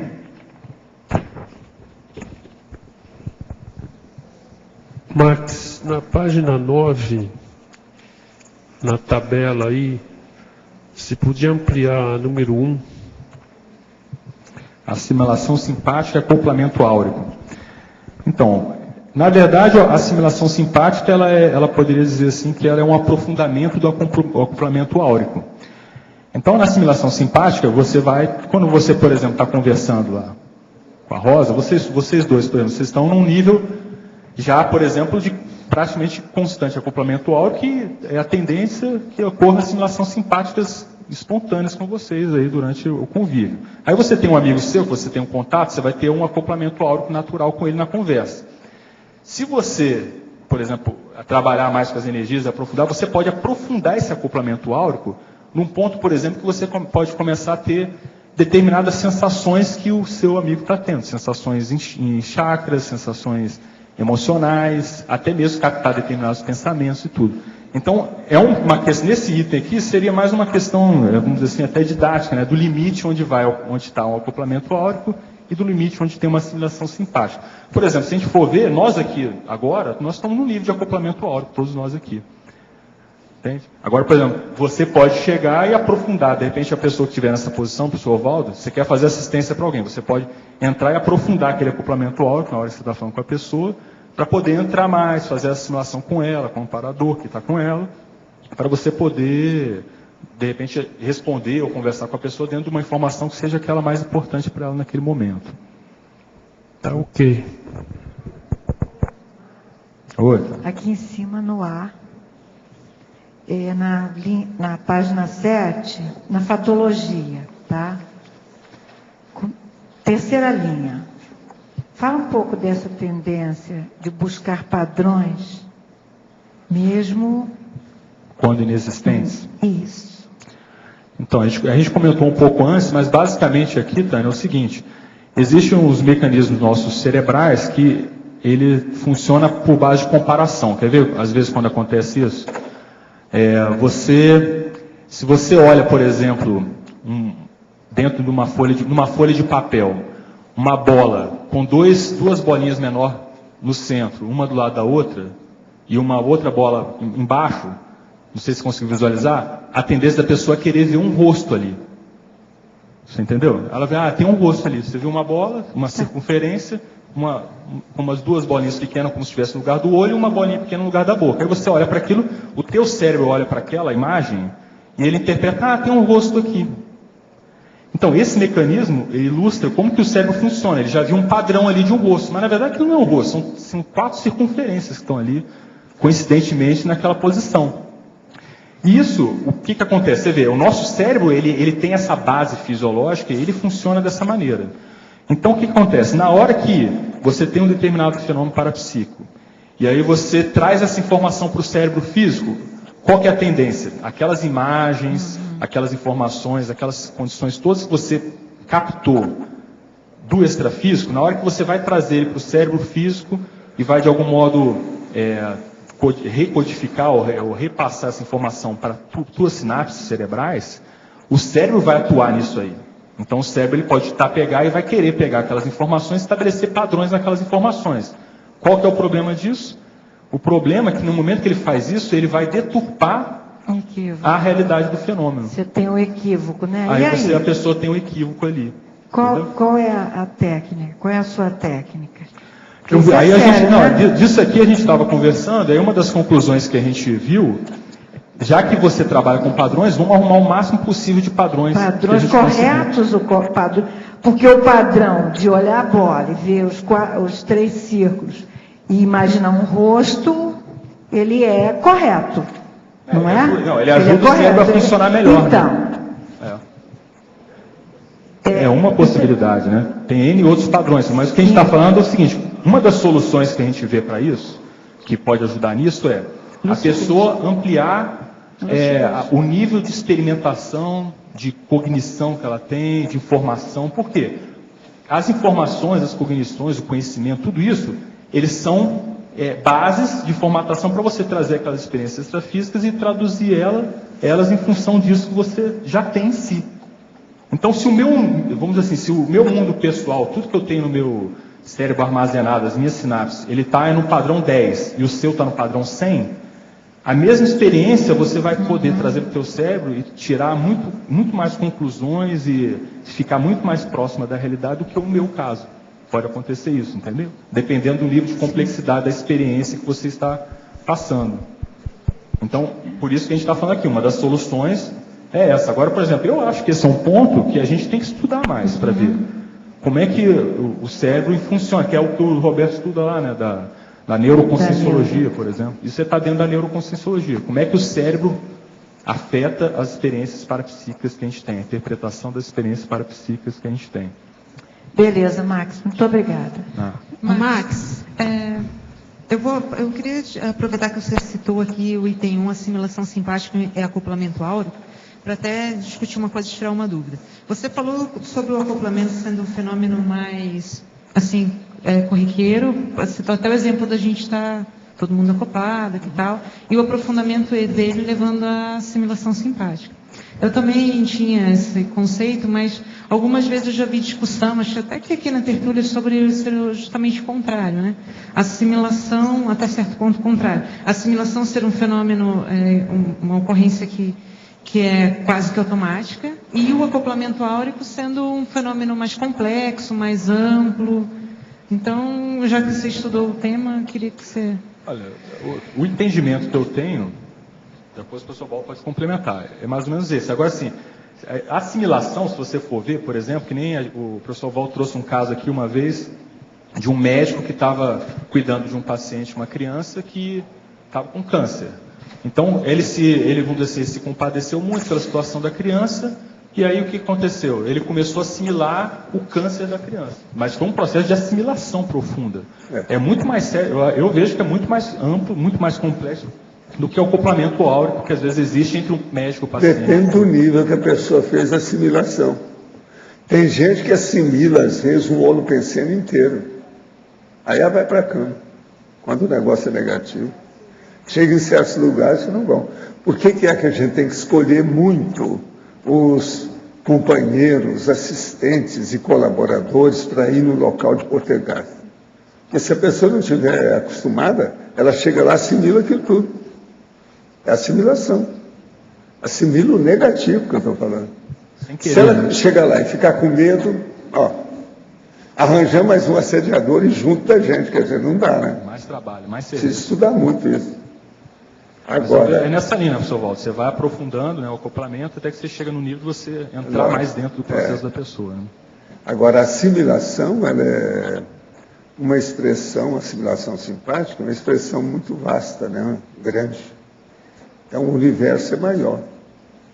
Então, isso aí a gente precisa ver o percentual que a pessoa entra naquilo. Quanto, né, de assimilação que se tem. O jeito que é. Tudo é possível. E outra coisa, todo mundo vive assimilando, sem parar. A vida é isso, é assimilação interconsciencial. De tudo. Objetos, pessoas, ambientes, ideias, consciências. A gente tem que estudar muito. Assim, é uma das coisas que nós ainda não aprofundamos muito. Precisa de aprofundar isso mais. Precisa estudar mais. Todo mundo. Ô Max, eu não sei se você já falou a respeito, mas eu queria entender um pouquinho o que é, aqui na Fatologia, página 7, quinta linha, a falsificação retrospectiva e também as falsas memórias. Tá. Não, o que acontece é o seguinte, olha só o nome, falsificação retrospectiva, ou seja, quando a pessoa ela vai fazer uma análise de alguma coisa que já aconteceu com ela, por exemplo, e aí ela, nessa análise, ela falseia os fatos como eles eram de fato. A tendência, às vezes, é a pessoa ela fazer aquelas complementações, ela, vamos dizer assim, dar uma certa floreada numa determinada experiência que ela teve, tudo. Por isso que é importante a questão da vivência do fenômeno, você procurar ter a experiência e anotar ela o mais rápido possível. Porque isso aqui também tem a ver um pouco com os nossos mecanismos até cerebrais, né? Quando você teve uma experiência, aí você vai relembrar daquela experiência depois de um tempo, aí a tendência é que você complemente aquela experiência, a tua memória faltou, algumas informações viram, a neurociência já vê que a memória ela não é uma coisa estática, é uma coisa que varia, que muda. Então, tudo isso influencia na hora que você vai procurar rever aquela experimentação. Então, ocorre uma falsificação retrospectiva, na hora que você vai puxar uma determinada experiência do passado e vai querer transmitir ela ou falar dela no presente. De repente, você já deve ter visto isso acontecer. O outro que você tinha falado era as falsas memórias, né? As falsas memórias são situações que acontecem que a pessoa ela acha que ela passou por uma determinada experiência. Ela tem uma memória de uma situação que de fato ela não ocorreu. Outro dia a gente estava até comentando aqui na tertúlia, no caso dos pais que se separam, né? E aí a mãe começa a incutir no filho situações contra o pai que de fato não ocorreram. Daqui a pouco a criança está lembrando daquela situação, né? Que é o fato da alienação parental, mas ela usa o processo das falsas memórias. E a mesma coisa nas falsas memórias pode acontecer também com a questão dos fenômenos parapsíquicos. Daqui a pouco a pessoa está... por exemplo, ela está num determinado contexto, ela pensou, poxa, eu podia ter tido uma determinada experiência nesse sentido aqui. Ou ela fez uma interpretação da experiência que ela teve. Aí passa um ano, quando ela vai lembrar daquilo, aquela coisa que era uma idealização dela, ela considera aquilo como sendo um fato que ocorreu com ela. É um exemplo de falsa memória. Então, mais uma vez, o problema de você não ter anotado, não ter o registro tudo certinho do que você está experienciando aí. A pergunta é para o professor Waldo. Professor Waldo, voltando à questão da assimilação, como é que fica a condição dessa consciência que na vida intrafísica ela foi muito assimiladora de coisas negativas? Como é que ela fica na condição extrafísica quando dessoma? Aí depende, né? O que é que ela tem, como é que é o nível de lucidez, a condição que ela vai, a ficha que ela conseguiu, os frutos da vida dela, isso aí varia infinito. Isso aí é um aspecto pequeno dentro da realidade total da consciência. Pequena essa condição. Entendeu? Entendi. Se de ver outros fatores. É ver a ficha, a produção da pessoa. O que ela fez com a vida? A vida é um processo de produtividade. O que a gente está produzindo? Isso aqui é o saldo da ficha, né? Que é o que a gente precisa de ver. Max, Professor, nesse assunto ainda, posso fazer uma pergunta ainda nesse assunto? É que eu gostaria de entender por que algumas pessoas têm mais propensão para assimilação do que outras, o que se deve, né? Qual é o motivo disso? Aqui no A, professor. Aqui no A. É com você, né? Para quem, Thaís? Para ambos. É? Quero aprofundar. Eu entendi que fosse para ele aí, Max. Ela não falou Max? Eu até que estou ouvindo bem. Por que determinadas pessoas são tendência a assimilar, né? Tem a pessoa, por exemplo, que a gente fala lá que é a esponja, né? Para-raio, esponjão e tudo. Eu vejo assim, existe aquela pessoa que ela é travada, né? Ela é totalmente fechada, que é o casca grossa. Depois ela evolui para um estágio melhor, que é o da esponja. Então ela já evoluiu. A estágio da esponja já é melhor do que o casca grossa. Ela já está um pouco mais aberta, já está percebendo alguma coisa, tudo. Mas assim, por exemplo, eu convivo com algumas pessoas lá, a gente trabalha em hospital. Aí de repente você vai entrar em determinados locais que o local está super pesado a energia do ambiente. Aí entra o cara, para ele tá uma beleza aqui, tá tranquilo, tá rindo, tá comendo lá dentro, tá bebendo, tudo, tá uma maravilha. Mas por quê? Porque ele é totalmente casca grossa, fechadão, não sente nada, né? Mas, por exemplo, se eu entro lá e se eu bobear, eu vou assimilar as energias do local. Então, tem que quem te procura deve ser o máximo, né? Deve ser o máximo, até dentro dessas condições, deve ser o máximo. Max. Ô Max, só dentro desse assunto, terminou? E se a pessoa está num lugar que está pesado, só que a pessoa não é casca grossa, mas não sente também esse peso e essa... Pode ser que sei lá, desassimila rápido? Porque eu me sinto assim, em lugares que são pesados, eu não sinto que não estou pesada.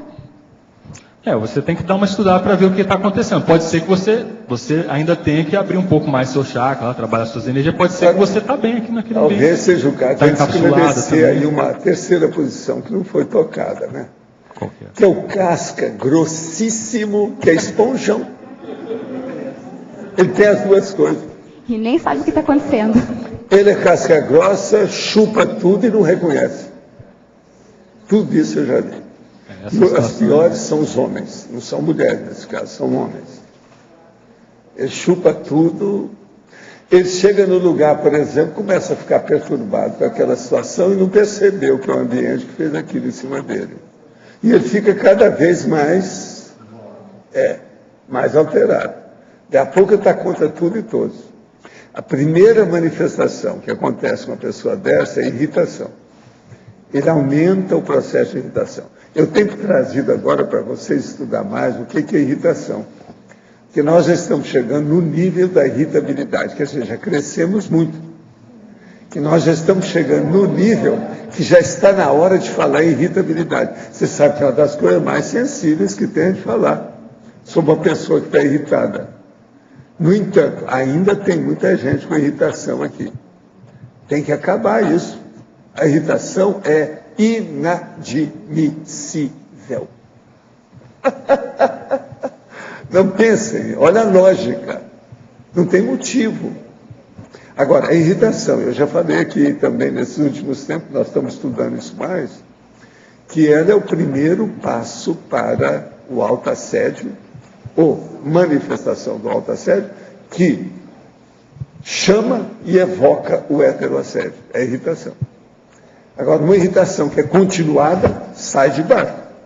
Que aí é o vulcão, é o terremoto, tudo pode acontecer.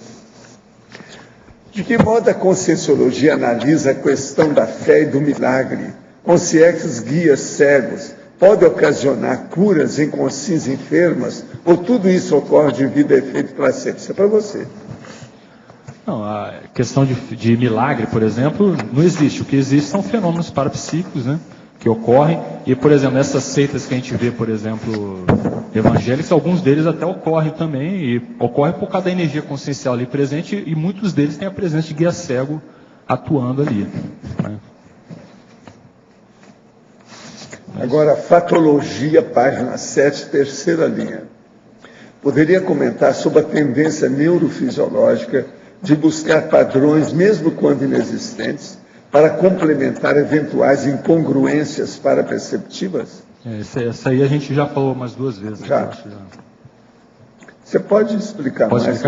Porque isso aí é feijão com arroz que nós temos que trabalhar nesse século até o ano 3000. Tá ótimo. Então vamos lá. Então, eu sou calmo nessa história. O que acontece? Sou calmo. Vamos lá. Vamos aprendendo também, né, professor?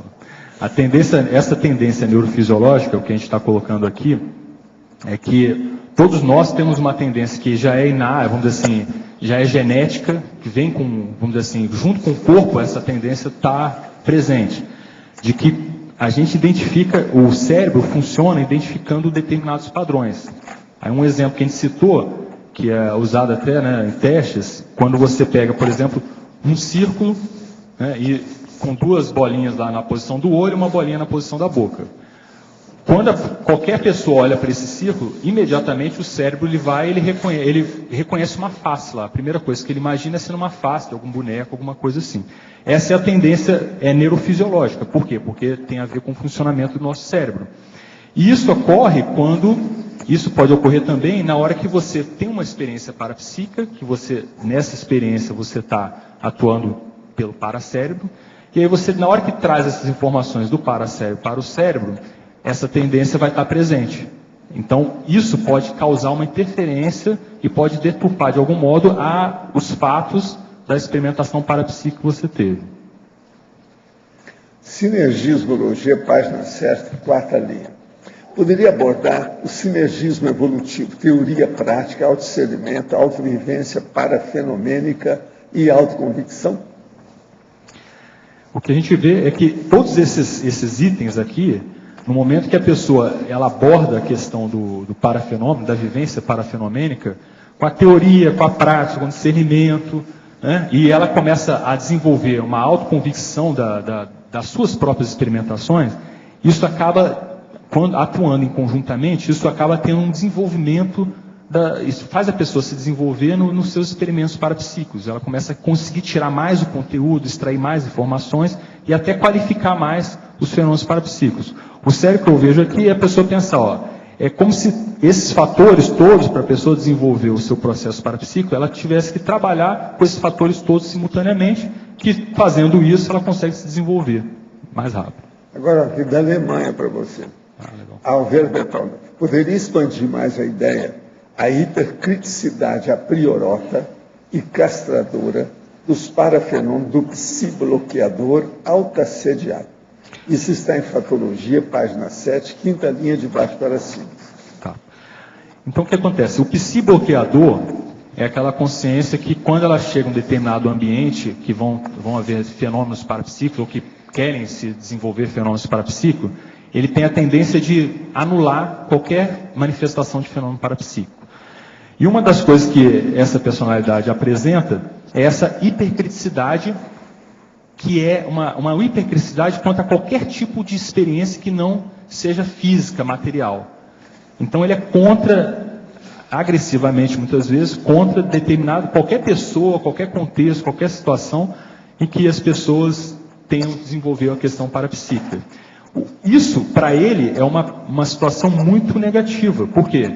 Na hora que ele entra nessa linha de pensamento, nessa linha de pensionização, ele faz acoplamento com a série, tudo quanto é consciência que é contra esse processo.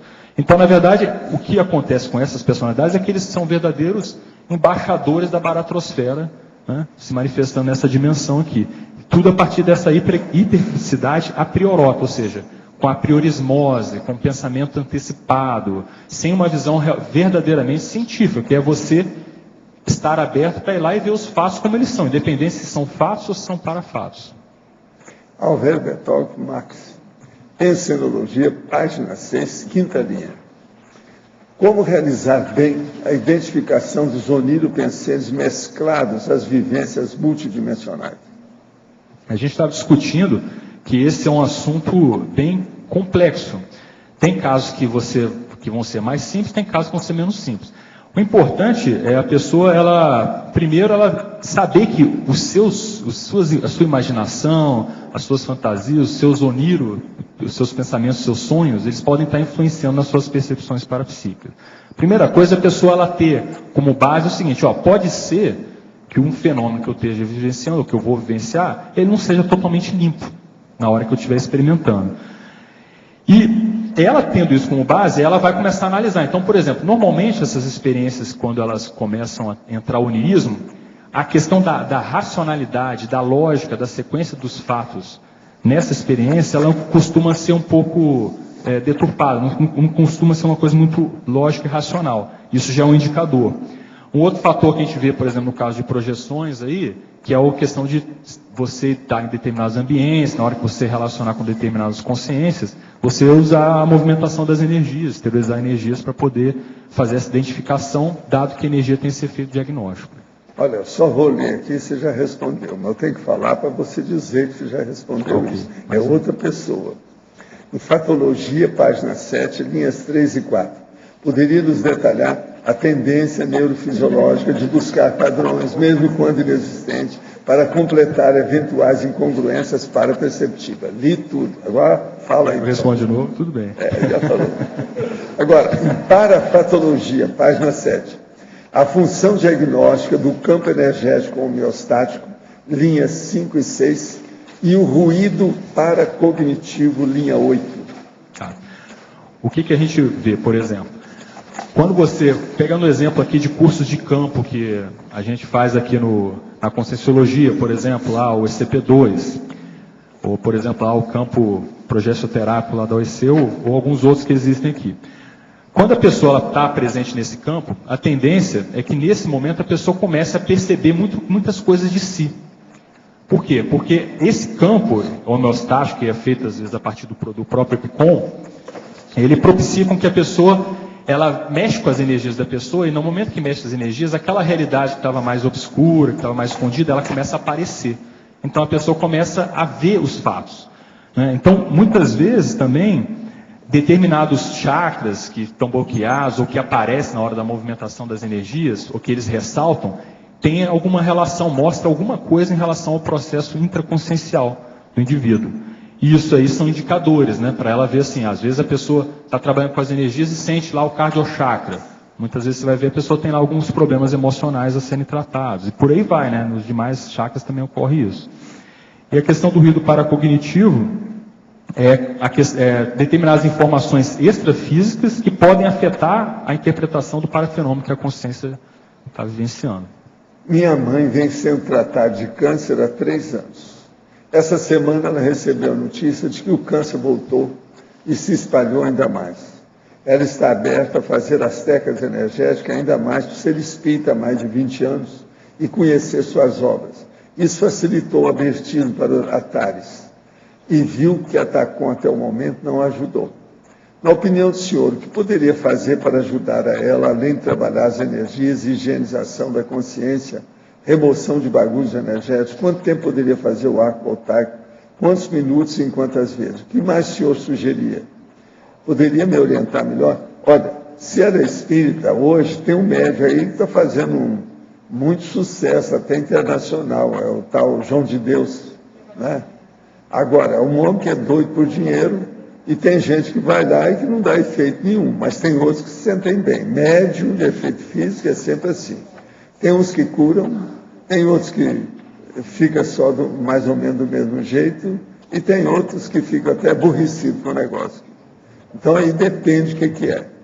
Nós tivemos agora com uma grande jornalista que veio aí do exterior, esteve lá 1 mês, não resolveu nada, e ela está com câncer no pescoço. Eu e o Pedro examinamos.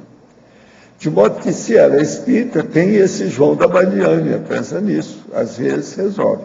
Agora, do ponto de vista de arco voltaico, tem que fazer quantos você pode, aí no caso, que sempre vai ajudá-la, que ajuda de qualquer maneira a situação, seja o que for. Agora, a coisa mais séria é ver o tipo, o que é que houve, como é que é o processo dessas metástases. Aonde vai, como é que é, tem que olhar isso também do ponto de vista médico, seriamente. Isso é a melhor coisa que você pode fazer para sua mamãe. Max, aqui na página 8, né, Sinapsologia, eu queria que você me explicasse, por favor, o que é essa postura paracientífica. Como é que seria transpor a postura científica para o entendimento de acordo com o paradigma consciencial? Como é que é isso? A postura paracientífica seria a postura do conscienciólogo, pesquisador, em qualquer situação que ele tiver, né? Eu vejo isso. Ou seja, por exemplo, se você aborda os fenômenos parapsíquicos com uma visão científica, sem ser mística, porque, na verdade, quando a gente fala da ciência convencional, a ciência convencional ela tem dogma em determinados aspectos. Quando a gente coloca a postura paracientífica, você está procurando ver uma questão de você considerar a dimensão intrafísica, a dimensão extrafísica, os parafenômenos, todos eles. Então, essa postura paracientífica, ela propicia essa criação de paraneossinapses. Ou seja, na hora que você aborda as coisas de maneira com critério, de ver os detalhes, de ver fazer uma análise de tudo que você está vivenciando, experienciando em termos de fenômenos mais aprofundada, mais crítica, isso vai mudar a sua cabeça. Você começa a ver as coisas de maneira diferente. Cada fenômeno que você tem, que você consegue compreender ele de uma maneira que antes você não conseguia ver, aquilo, para você, aquilo é uma verpom. E essa verpom, para você, ela muda a sua forma de pensar, ela muda a sua forma de raciocinar, e ela acaba favorecendo que você consiga interpretar e ter novas experiências em níveis que você não tinha anteriormente. Eu acho que a mensagem aqui seria essa. Eu perguntei porque, pelo meu entendimento aqui, não podia ser de outro jeito mesmo. Eu queria saber se tinha alguma outra informação aí que eu perdi. Ok. Ok? Voltando ao vassourão, aquele caso anterior que foi abordado, assimilado, que entra na irritabilidade, labilidade e termina na semipossessão. Isso de um ponto de vista didático, para a gente entender o crescendo, né? O que mais, tanto você quanto o professor Valdo, tem como orientação que pudesse quebrar esse ciclo? Né? A pessoa entra naquilo, o vassourão vai pegando, volta, termina na semipossessão. Então, são surtos semipossessivos assim. O que vocês diriam sobre isso? Olha, uma das coisas assim que eu vejo que é importante a pessoa fazer, por exemplo, a pessoa que ela faz essa assimilação, isso aí é escagem. Então a pessoa ela vai lá, ela é escona, onde ela vai, ela isca. Eu vejo que é interessante a pessoa ver assim, como que acontece isso com ela? Ali nos detalhes. Então, por exemplo, hoje eu saí de casa, aí fui em determinado local, ambiente. Aí entrei lá. Quando eu entrei lá, me deu uma pontadinha de dor de cabeça. Aí eu não fiz nada, não mexi com as energias. Aí fui andando, continuei atravessando na rua, entrei num outro local. Aí a dor de cabeça começou a se aprofundar. Aí ficou irritado, entende? Então a pessoa tem que começar a fazer um mapeamento das coisas que estão acontecendo com ela. É por isso que eu vejo assim, para você aprofundar essa questão da autocrítica, não tem como você fazer isso sem ter reflexão. Eu vejo que essa reflexão é você pegar a sua experiência, sentar em frente ao computador e escrever, aconteceu comigo isso, naquele momento eu senti essa situação. Aí você faz, né? Aí você, depois que ele sentiu aquilo, bom, ali eu falhei, ali eu tinha que ter mexido com a energia na hora. Ou por que eu não sentia sinalética antes? Existe também aquela técnica de olhar o processo das comorbidades. Uma pessoa com 50 anos tem, em média, 3 comorbidades. Com 65, que é na terceira idade, ela tem 5. Com 80, ela tem 7. Eu tenho 7. Então, agora, o que é comorbidade? São as pequenas doenças que a pessoa tem dentro do corpo. E elas se interagem. Quando você vai tomar remédio, aqueles remédios também se interagem, tem que estar olhando. Então, não é só a comorbidade. Comorbidade quer dizer que está com a morbidade, quer dizer, elas estão juntas, são várias doenças simultâneas. Agora, aí tem que olhar os remédios simultâneos que você está tomando. Tem que olhar os alimentos simultâneos que você come. Então, com a idade, tudo isso piora. A pessoa tem que estar preparada porque deve ir. Agora, não pode estar ligando para pequenas coisinhas. Se uma pessoa na minha idade for pensar em mini dor, ela está perdida. Ela vai olhando cada vez. Isso é um jogo. Ela vai ficar a vida dela toda olhando, onde é que dói? Não, aqui, aqui. São as dores itinerantes. Então, veja, isso é chamada comorbidades. O povo tem dificuldade de entender essa palavra. Tem gente até da ciência que tem dificuldade de entender isso. Agora, veja, vou repetir. 50, geralmente tem 3 comorbidades. Então, se chega lá no médico e fala assim, que doença que você tem? Geralmente você tem 3. Uma das que tem mais comuns, que começa com 50 anos, é a coluna. A pessoa tem alguma coisa na coluna. Entende? Coluna vertebral. Isso é comum. Agora, veja, com 65, terceira idade, 5. Com 80, 7. Eu tenho estudado isso há anos. Agora, eu estou vendo depois no meu corpo. Tudo que eu falava, eu chancelei tudo. Até gostei, né? De passar pela situação toda, porque tudo que eu falei estava certo. Que é um fato isso aí. Você sabia que não tem no dicionário, no AIS, por exemplo, não tem essa palavra? Não, porque o nome é muito técnico, é novo. Isso é do século passado para cá. É do século XX que eles começaram a falar em comorbidade. Não é todo mundo que entende. Agora, eu já falo nisso há muito tempo. Outra coisa, tem psicólogo que fala mais em comorbidade que certos médicos. Porque o médico se especializa, fica só com os aparelhos, ele não vê a comorbidade das outras áreas. Isso aí é um problema. Agora, gente, quem estuda a gerontologia entra na comorbidade. É inevitável que ele vai estudar isso. Ele vai cair lá. Agora, tem umas coisas muito sérias nisso. Eu estou só falando en passant. Eu já falei isso aqui algumas vezes. Mas falando en passant. Por exemplo, matéria de medicamento. Eu tenho 7 medicamentos que eu tomo. Tem 5 que podem dar diarreia em você. Eu tenho que estar controlando para ver se tem ou não tem. Agora, se você examinar o que a gente está chamando de diarreia, piriri, o que é uma desinteria? Que é o processo que a pessoa foi 3 vezes? Não, isso aí está normal. Outra coisa também, precisa ter cuidado. Se ela passou um dia, por exemplo, não foi, que às vezes no dia anterior ela limpou todo o armazém. Entendeu? Então isso tem que ver. Agora, o processo é não fazer excesso de acumulação no armazém. Não pode ter. O estoque tem que ter mantido com gabarito e elegância. Senão não vai. Não dá certo. O que você queria falar? Em relação ao que estava sendo falado antes, da pessoa que entra em labilidade, vassourão, arrasta, fica todo assimilado, entra irritabilidade, labilidade, e depois entra na semipossessão periódica, né? Entra aqueles surtos de possessão. Por que você classificou dentro desse quadro que você trouxe? Por que você falou isso? Não, eu estou falando isso porque isso aqui é o que acontece com todo mundo. Eu acho difícil uma pessoa com 50 chegar e que não tenha 3 doenças. Nizamente, chega com ela aqui que eu vou descobrir a doença dela na hora. Agora, o problema é que a pessoa, às vezes, nem sabe que está com a doença. É uma delícia. Então, a gente não deve nem falar que ela está vivendo bem, vamos alertar da situação. Por exemplo, 50 anos, geralmente tem. Mulher é processo hormonal. Ou tem problema de tireoide, ou um processo lá que deu ovariano, alguma coisa devido à menopausa, uma dorzinha de cabeça esquisita que apareceu uma hora para outra, né? Fora os processos de fogaço e outras coisas mais. Isso é mulher aos 50 anos. Agora, o homem tem.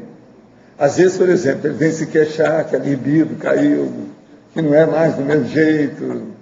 Eu, que era um homem que interessava por mulher, já estou achando isso tão desinteressante, não estou me entendendo. E outra coisa, não é. Entende como é que é? O negócio é sério. E aí, por aí vai. Agora, a coisa mais séria é a hora, com a pessoa na terceira idade, eu falo assim, quais são as suas doenças? Por isso que tem que fazer anamnese, com calma, ver o histórico da pessoa. É muito séria a semiologia, para a gente ver o que é. Para ver a combinação das doenças, o que é que está havendo. Agora, ali, segunda coisa, depois do diagnóstico, vendo a anamnese, é preciso examinar muito a constituição do corpo da pessoa. Qual é o tipão dela? O biótipo, ou biotipo, como o povo gosta de falar, que é a biotipologia do corpo. Isso também é muito importante nessa história, seja homem ou seja mulher. Cada um tem seu jeito. Agora, se você já estudou o macrossoma, ainda tem outra coisa que pode te ajudar no diagnóstico. É ver o macrossoma.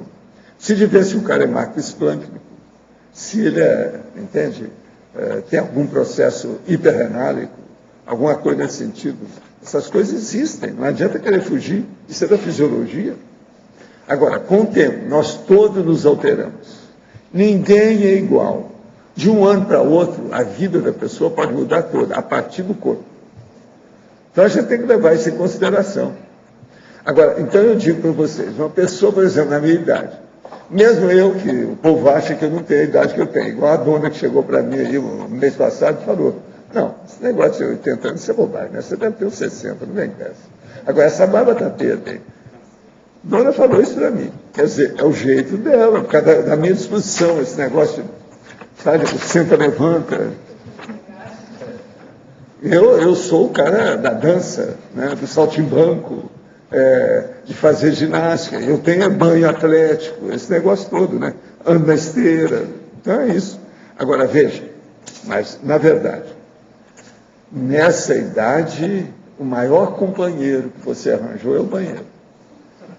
Com todo o jeito que eu sou, eu vou ao banheiro mais do que o normal. Está entendendo? Então é muito esquisito isso tudo. Eu não era assim. Eu era chamado de bexiga de aço dos americanos. Esse cara é o bexiga de aço. Que nada, não existe mais. Então pense bem como é que é a situação. De modo que o processo da idade muda mesmo. Então vocês têm que aproveitar agora, enquanto estão aí. E não deixar ter excesso de peso. É uma das coisas sérias. Eu nunca deixei o meu peso aumentar demais. Isso é importantíssimo. O Brasil já está com 48% de gente obesa. Está igualzinho os States. Negócio do mesmo nível. Então, professor, é possível que uma pessoa faça maldade a outra somente para prestar ajuda evolutiva a essa pessoa, mesmo que nenhuma delas tenha consciência disso nessa vida? Por exemplo, a mãe que não demonstra amor pelo filho. Não. Se ela não demonstra, é porque ela é uma assediadora. Seja lá o que for. Mãe ou não. Não existe isso. Quem vai ajudar os outros vai ajudar com boa intenção, energia positiva, não é? E discernimento. Isso aí é pessoa que não tem discernimento, é gente da baratosfera. Agora, o que é que acontece? É gente que já matou o outro na outra vida. Então vem como mãe e filho, filho e pai, etc. Aquele negócio. A gente tem que entender isso. Agora, a maldade não faz evolução. Ela faz a estagnação que depois faz a regressão. Mas avançar não evolui, não. Maldade não evolui ninguém. Besteira. Agora, ó, tudo isso é querer tapar o sol com a peneira. Não dá. Não, é negocinho. Estão apelando. Isso é apelação. É apelação. Não é, não. Não existe isso.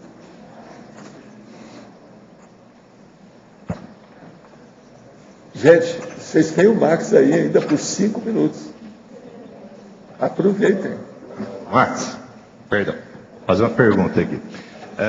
Os itens 21 e 27, você poderia exemplificar um pouco melhor? Aqui é psicofonia e personismo, né?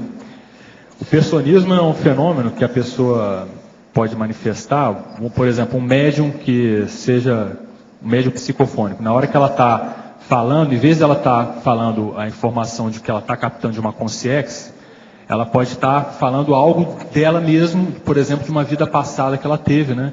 Tem o caso do Galileu Galilei, né? Que fez isso, né? Que ele até admitiu, né? Quem que era a outra personalidade? O Flammarion, né? O Flammarion que falou de Galileu Galilei e admitiu que ele estava falando de uma vida passada dele. Então, na verdade, você vê, não é um fenômeno de psicofonia, era um fenômeno intraconsciencial da própria personalidade que capta alguma coisa da memória e traz aí para a pessoa falando e ela está achando que é uma consciência. Ele esteve aqui conosco. Ele estava aí, né? Presenciando o nosso trabalho aqui. E o outro, qual queria? É o 27. Então, o 27, a gente até comentou ele. O que acontece? O fenômeno da sincronicidade é um fenômeno super complexo, né? Que eu vejo assim, do processo parapsíquico avançado. E tem que ralar bastante para chegar até a vivência desse fenômeno. A atenção seletiva ocorre quando a pessoa, por exemplo, ela está em determinado local e ela começa a ver determinados objetos, determinadas pessoas, ou determinados fatos, números, porque ela, de algum modo, ela está impactada, ela tem interesse naquele assunto. Então, ela sempre vê aqueles objetos, aqueles números para onde ela vai. Isso não quer dizer que aquele objeto, aquele número apareceu mais vezes, ou que aquele objeto, aquele número apareceu para ela ver naquele momento. É um fenômeno de atenção, né? A nossa atenção ela funciona assim, né? A gente foca ela nas coisas que a gente tem interesse. E o que a gente às vezes observa é que principalmente esse pessoal do misticismo, eles têm a tendência de ver os sinais em tudo. Então aí quando ele pega alguma coisa, algum assunto que ele achou interesse, ele começa a ver aquele assunto em todos os lugares que ele passa. Então ele acaba usando aquilo como se sendo um sinal. E isso às vezes acaba sendo justamente o que o assediador usa para manipular a pessoa. Eu já vi casos assim acontecendo. Entende? E isso que a gente está colocando, que isso está bem longe de ser, de fato, a vivência do fenômeno da sincronicidade. Ok? Ok, legal. Ok.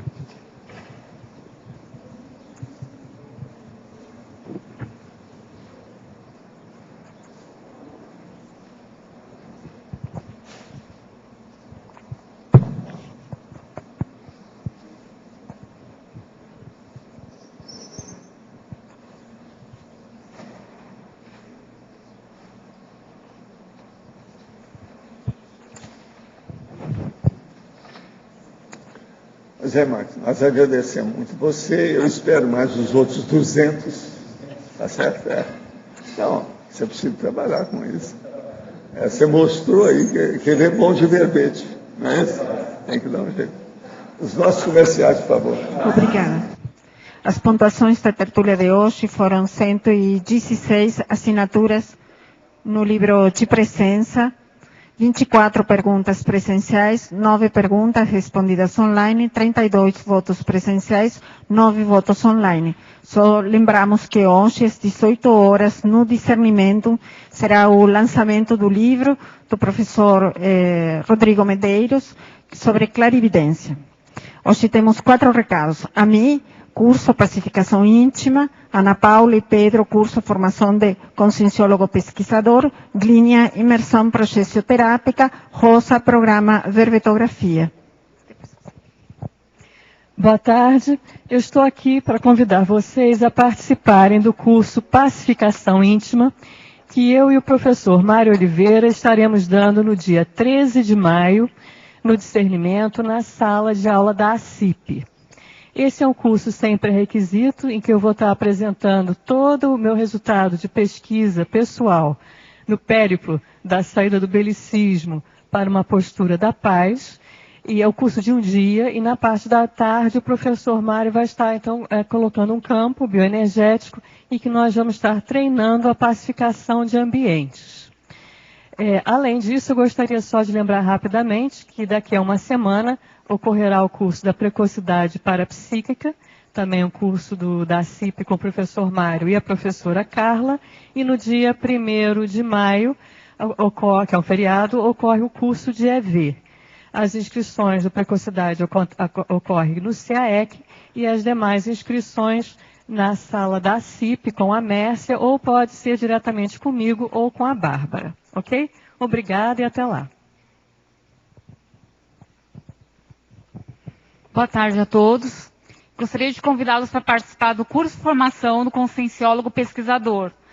Uma maneira de aprofundar a interassistencialidade via pesquisa. O curso, para quem quiser trabalhar e aprofundar na autopesquisa, na autoconscientização multidimensional, na mudança cognitiva dos construtos da ciência multidimensional, o curso vai estar apresentando algumas parametodologias para a gente estar aprofundando. Uma delas trabalha a alfabetização parapsíquica. O professor Pedro Marcelino vai passar os contatos para maiores informações. Mais informações sobre o curso no telefone 99932000, no e-mail reconsciência@gmail.com ou na fanpage do Facebook, né, que é www.facebook.com/reconsciência. Se vocês quiserem mais informações sobre o curso, vocês podem estar falando com qualquer um dos voluntários também. Obrigado. Boa tarde. Em nome da OIC e da Apex, estamos convidando para o curso Imersão Progesterapia, que estará acontecendo nos dias 6, 7 e 8 de julho em Porto Alegre. É um curso de campo que tem como objetivo trabalhar a autoconsciencioterapia e as parapatologias relacionadas à PROEX, dentre outros assuntos. Para maiores informações, solicitamos ligarem para aqui na OIC mesmo em Foz, no 45 código, número 3025-1404. Obrigado e boa tarde. Boa tarde a todos. A Pré-IC da Verbetografia, em parceria com o CIAEC, convida os moradores de Foz para participarem do modelo inédito do programa Verbetografia. Por que ele é inédito? Porque a gente vai pegar a estrutura do programa em EAD, que é o ensino à distância, e permutar a aula de tira-dúvida, de discussão da produção de cada um dos neoverbetógrafos, que sempre é online, né, no programa Verbetografia em EAD, e a gente vai colocar essas 2 horas semanais presenciais. Ficou claro? Então, assim, ó, o programa Verbetografia em EAD, ele é totalmente virtual. Nesse modelo novo agora, que vai facilitar as pessoas que moram aqui em Foz do Iguaçu, vai ser a parte das aulas teóricas, dos textos disponíveis, a estrutura de você liberar as aulas semanalmente em blocos de 2 horas, vai continuar sendo virtual. A pessoa pode fazer no horário que tem de disponibilidade para estudar. E às quartas-feiras, de 19h30 às 21h30, no salão lá da OIC, a gente vai se reunir para, ao invés de fazer aquela aula online, também virtual, pela internet, a gente vai fazer a aula presencial. Então, vai tirar dúvida presencialmente ali da produção de cada um de vocês. É um modelo novo, né? Então, é um modelo misto, né? Semipresencial, mas é diferente de todos os outros que a gente já fez até o momento. Tá bom? Então, a gente convida vocês que estão interessados aí na elaboração do seu verbete pessoal. As inscrições são feitas na recepção do CAEC e a gente pede para aquelas pessoas que estão interessadas de fazerem as suas inscrições antes do dia 16, que é o dia que vai começar o programa Verbetografia, portanto, tá logo aí, né? Para poder dar tempo da pessoa selecionar os títulos que ela tem de sugestão para fazer o verbete e entrar no processo de aprovação pelo professor Valdo daquele título que ela vai realmente desenvolver no programa Verbetografia. Então, é muito importante que a pessoa entre no programa Verbetografia já com título já aprovado, né? Então, a gente conta aí com a presença de vocês. O programa tem 3 meses de duração. Então, ele vai começar no dia 16 de maio e termina no dia 8 de agosto. Tá bom? Obrigada. O verbete eleito para amanhã é Caloria Intelectual, especialidade Gesconologia, autora, professora Eliana Manfroy. Obrigada e boa tarde a todos.